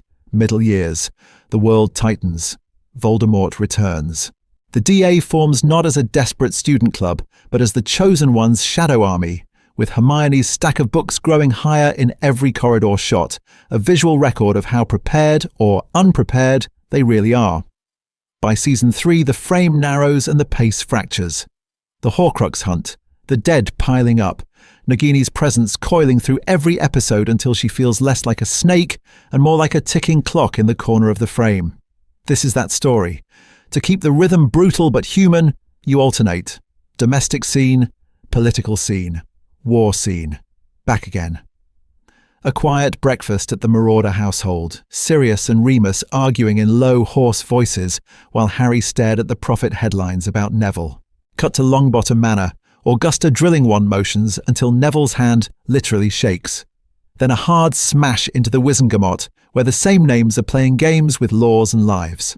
The pacing itself becomes a spell. Comfort, threat, comfort, escalation, each beat designed to cut through the grief like a knife. Visually, you anchor everything in recurring motifs. Neville's scar, always just off-center in the frame, a reminder of a choice Voldemort made and can't undo. His parents' hospital room, sterile and humming, flowers wilting in the corner no matter how often they're replaced. Harry's broom leaning against the door at Grimmauld. The Marauder's map spreading over a table, its ink crawling while strategies are whispered. Hermione's books climbing higher each season until they're a wall behind her. Nagini, first a shadow, then a shape, then a constant suffocating presence. Tension lives in how you return to these images. Every episode ends on a decision point. Neville raising his wand, Augusta opening her mouth, Dumbledore turning away. You cut to black before the choice lands. You use pattern interrupts, time jumps from a training session to a battlefield, perspective shifts from Neville to Harry to Hermione, to keep the viewer off balance but never lost. The war is a straight line. The storytelling never is. So imagine opening your streaming app and seeing the episode titles already waiting. The Trial of Peter Pettigrew, where the truth about that Halloween explodes in a courtroom. The Champion of the Longbottoms, where the goblet spits blue fire and Neville's name, not Harry's, screams into the hall. How many seasons would you watch? How far into the night would you let this version of the story pull you? Your turn, choosing your own chosen one. So here's the real question. After all of this, after watching Neville's name scream out of the goblet and the war bend around a different boy, what do you do with this version of the story? Close your eyes for a second and stand in that great hall again. Blue fire. Torn parchment.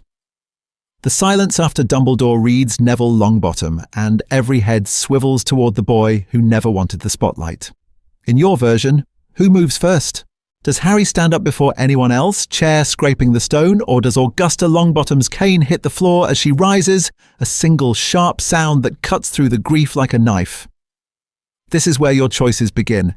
Do you let Sirius and Remus live through all 7 years, scarred but unbroken, fighting in every corridor of this war?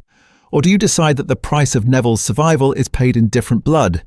Maybe Remus on the astronomy tower instead of Dumbledore. Maybe Sirius taking the curse meant for Neville in the Department of Mysteries while Harry watches and screams. Who walks away from Hogwarts and who is dead on the floor when the last spell fades? Think about the Horcruxes. Do Neville, Harry and Hermione still find the diary first, or does something shift and put the ring in Augusta's wardrobe, humming under old furs and medals? Who discovers the locket? Who destroys the cup?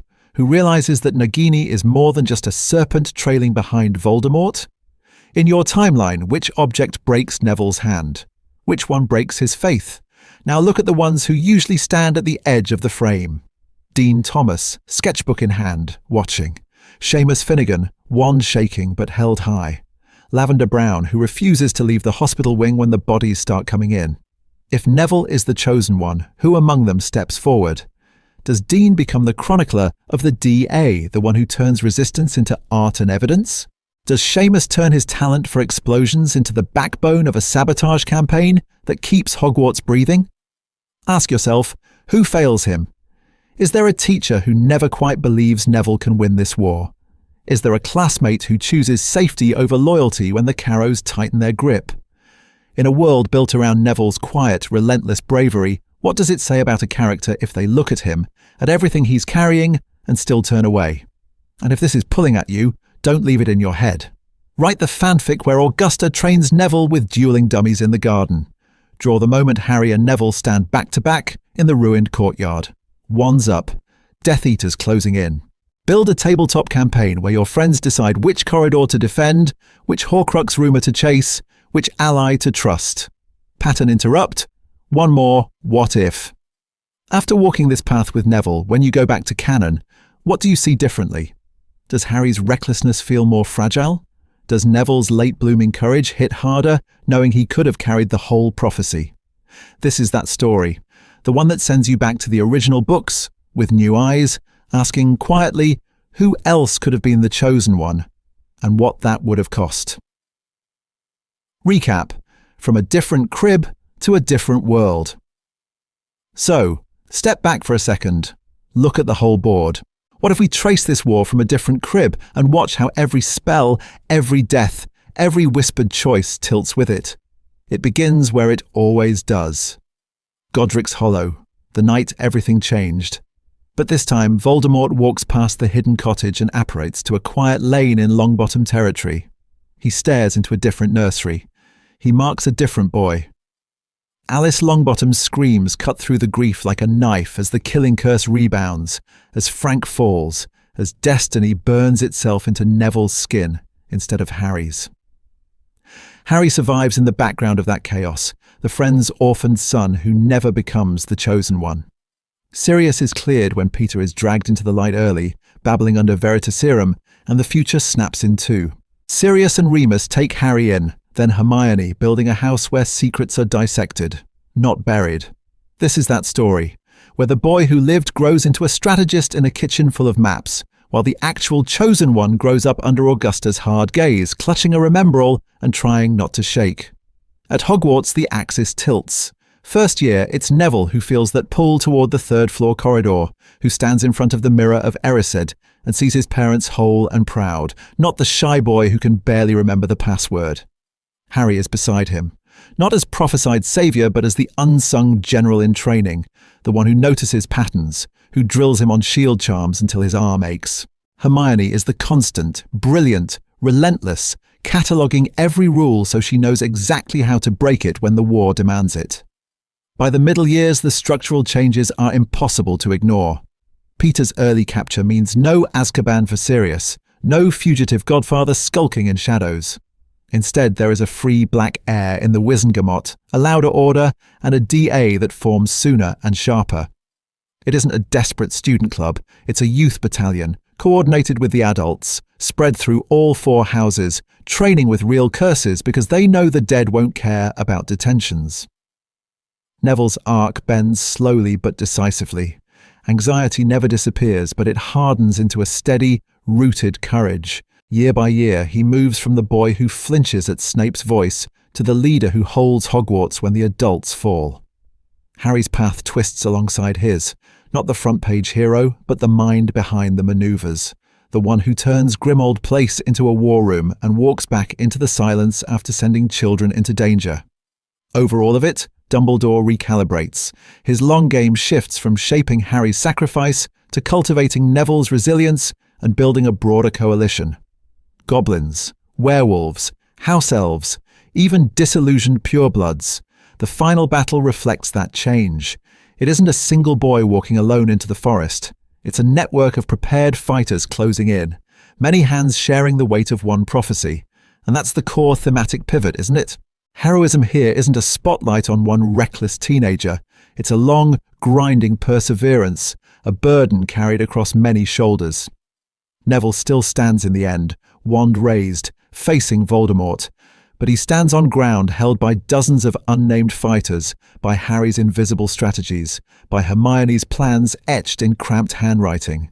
So sit with that. How different does this world feel when the boy who once fumbled passwords is the one destiny chose, and the war is won not by one legend, but by a chorus of the almost forgotten? Why this what if matters? Because this isn't just a clever shuffle of names on a prophecy. This is a mirror. Neville's burden in this timeline is loud on the outside and crushingly quiet on the inside.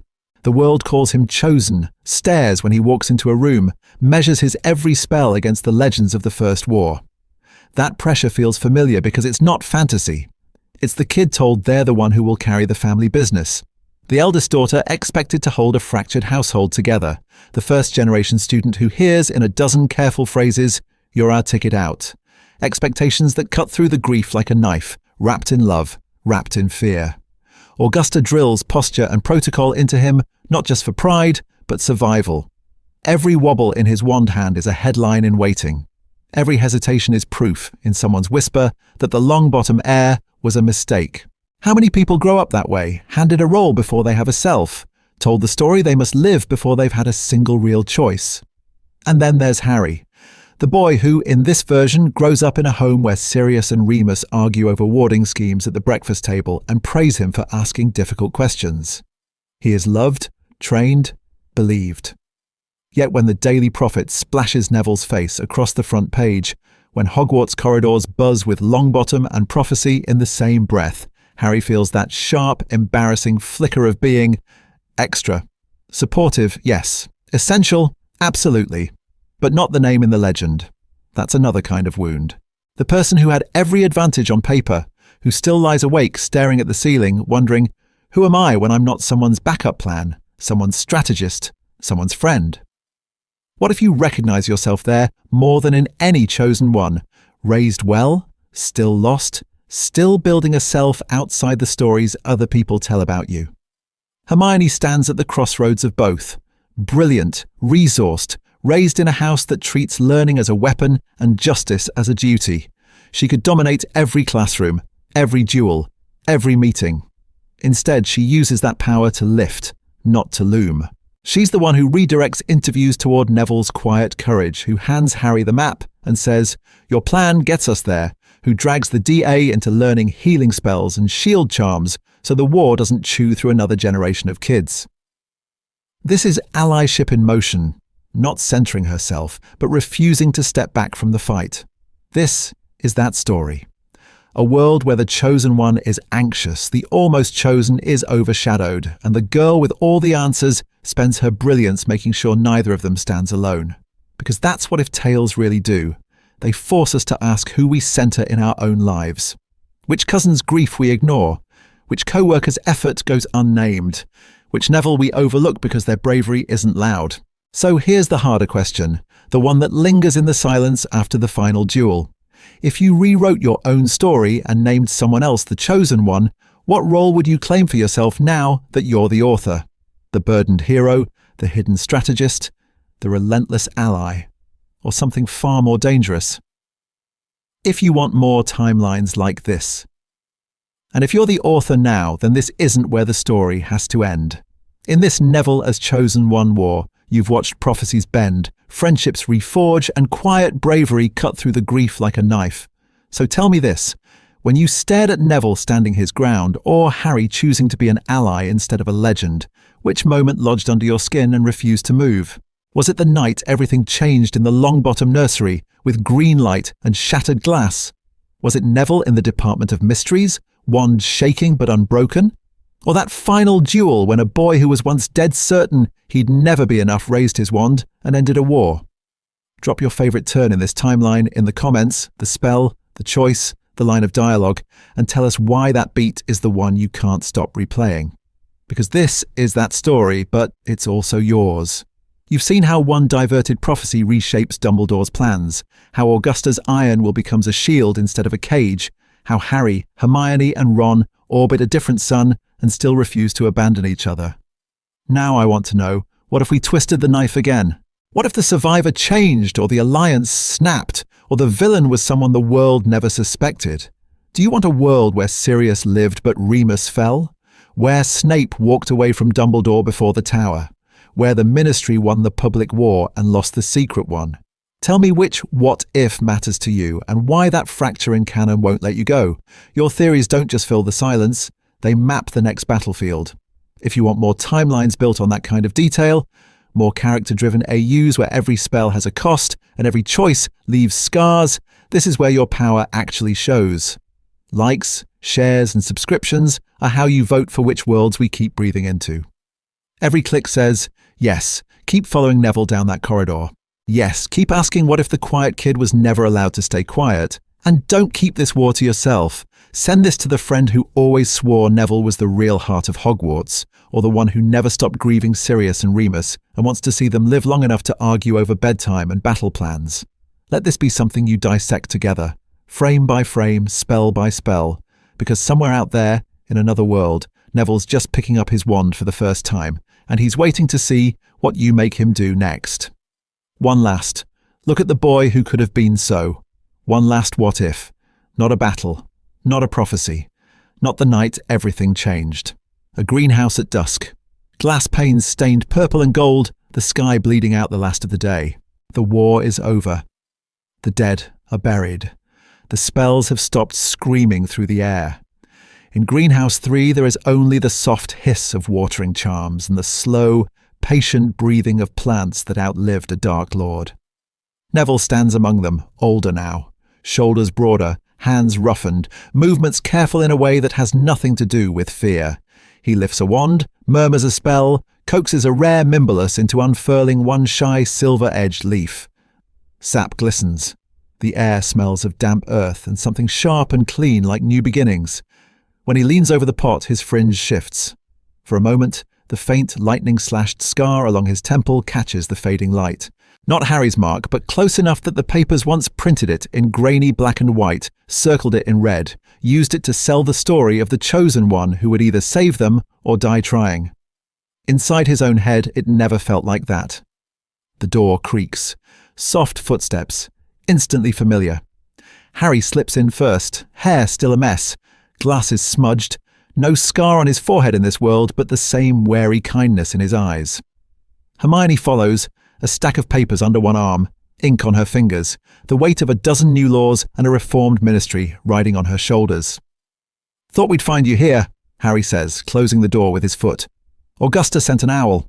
She said, and I quote, 'Tell my grandson the roses on the south wall are sulking.'" Neville huffs, not quite a laugh. "They always sulk. They're dramatic." Hermione steps between the tables, careful not to brush the more temperamental specimens. "They're roses raised by Longbottoms during a war," she says. "Of course they're dramatic." The three of them share a look. Years of shared corridors and midnight duels and whispered plans flicker between them. The DA in the room of requirement. Horcrux hunts that stretched them thin. Nights when grief cut through the grief like a knife and they still went back out there, spell after spell, because there was no one else. Neville touches the scar at his temple, almost absently.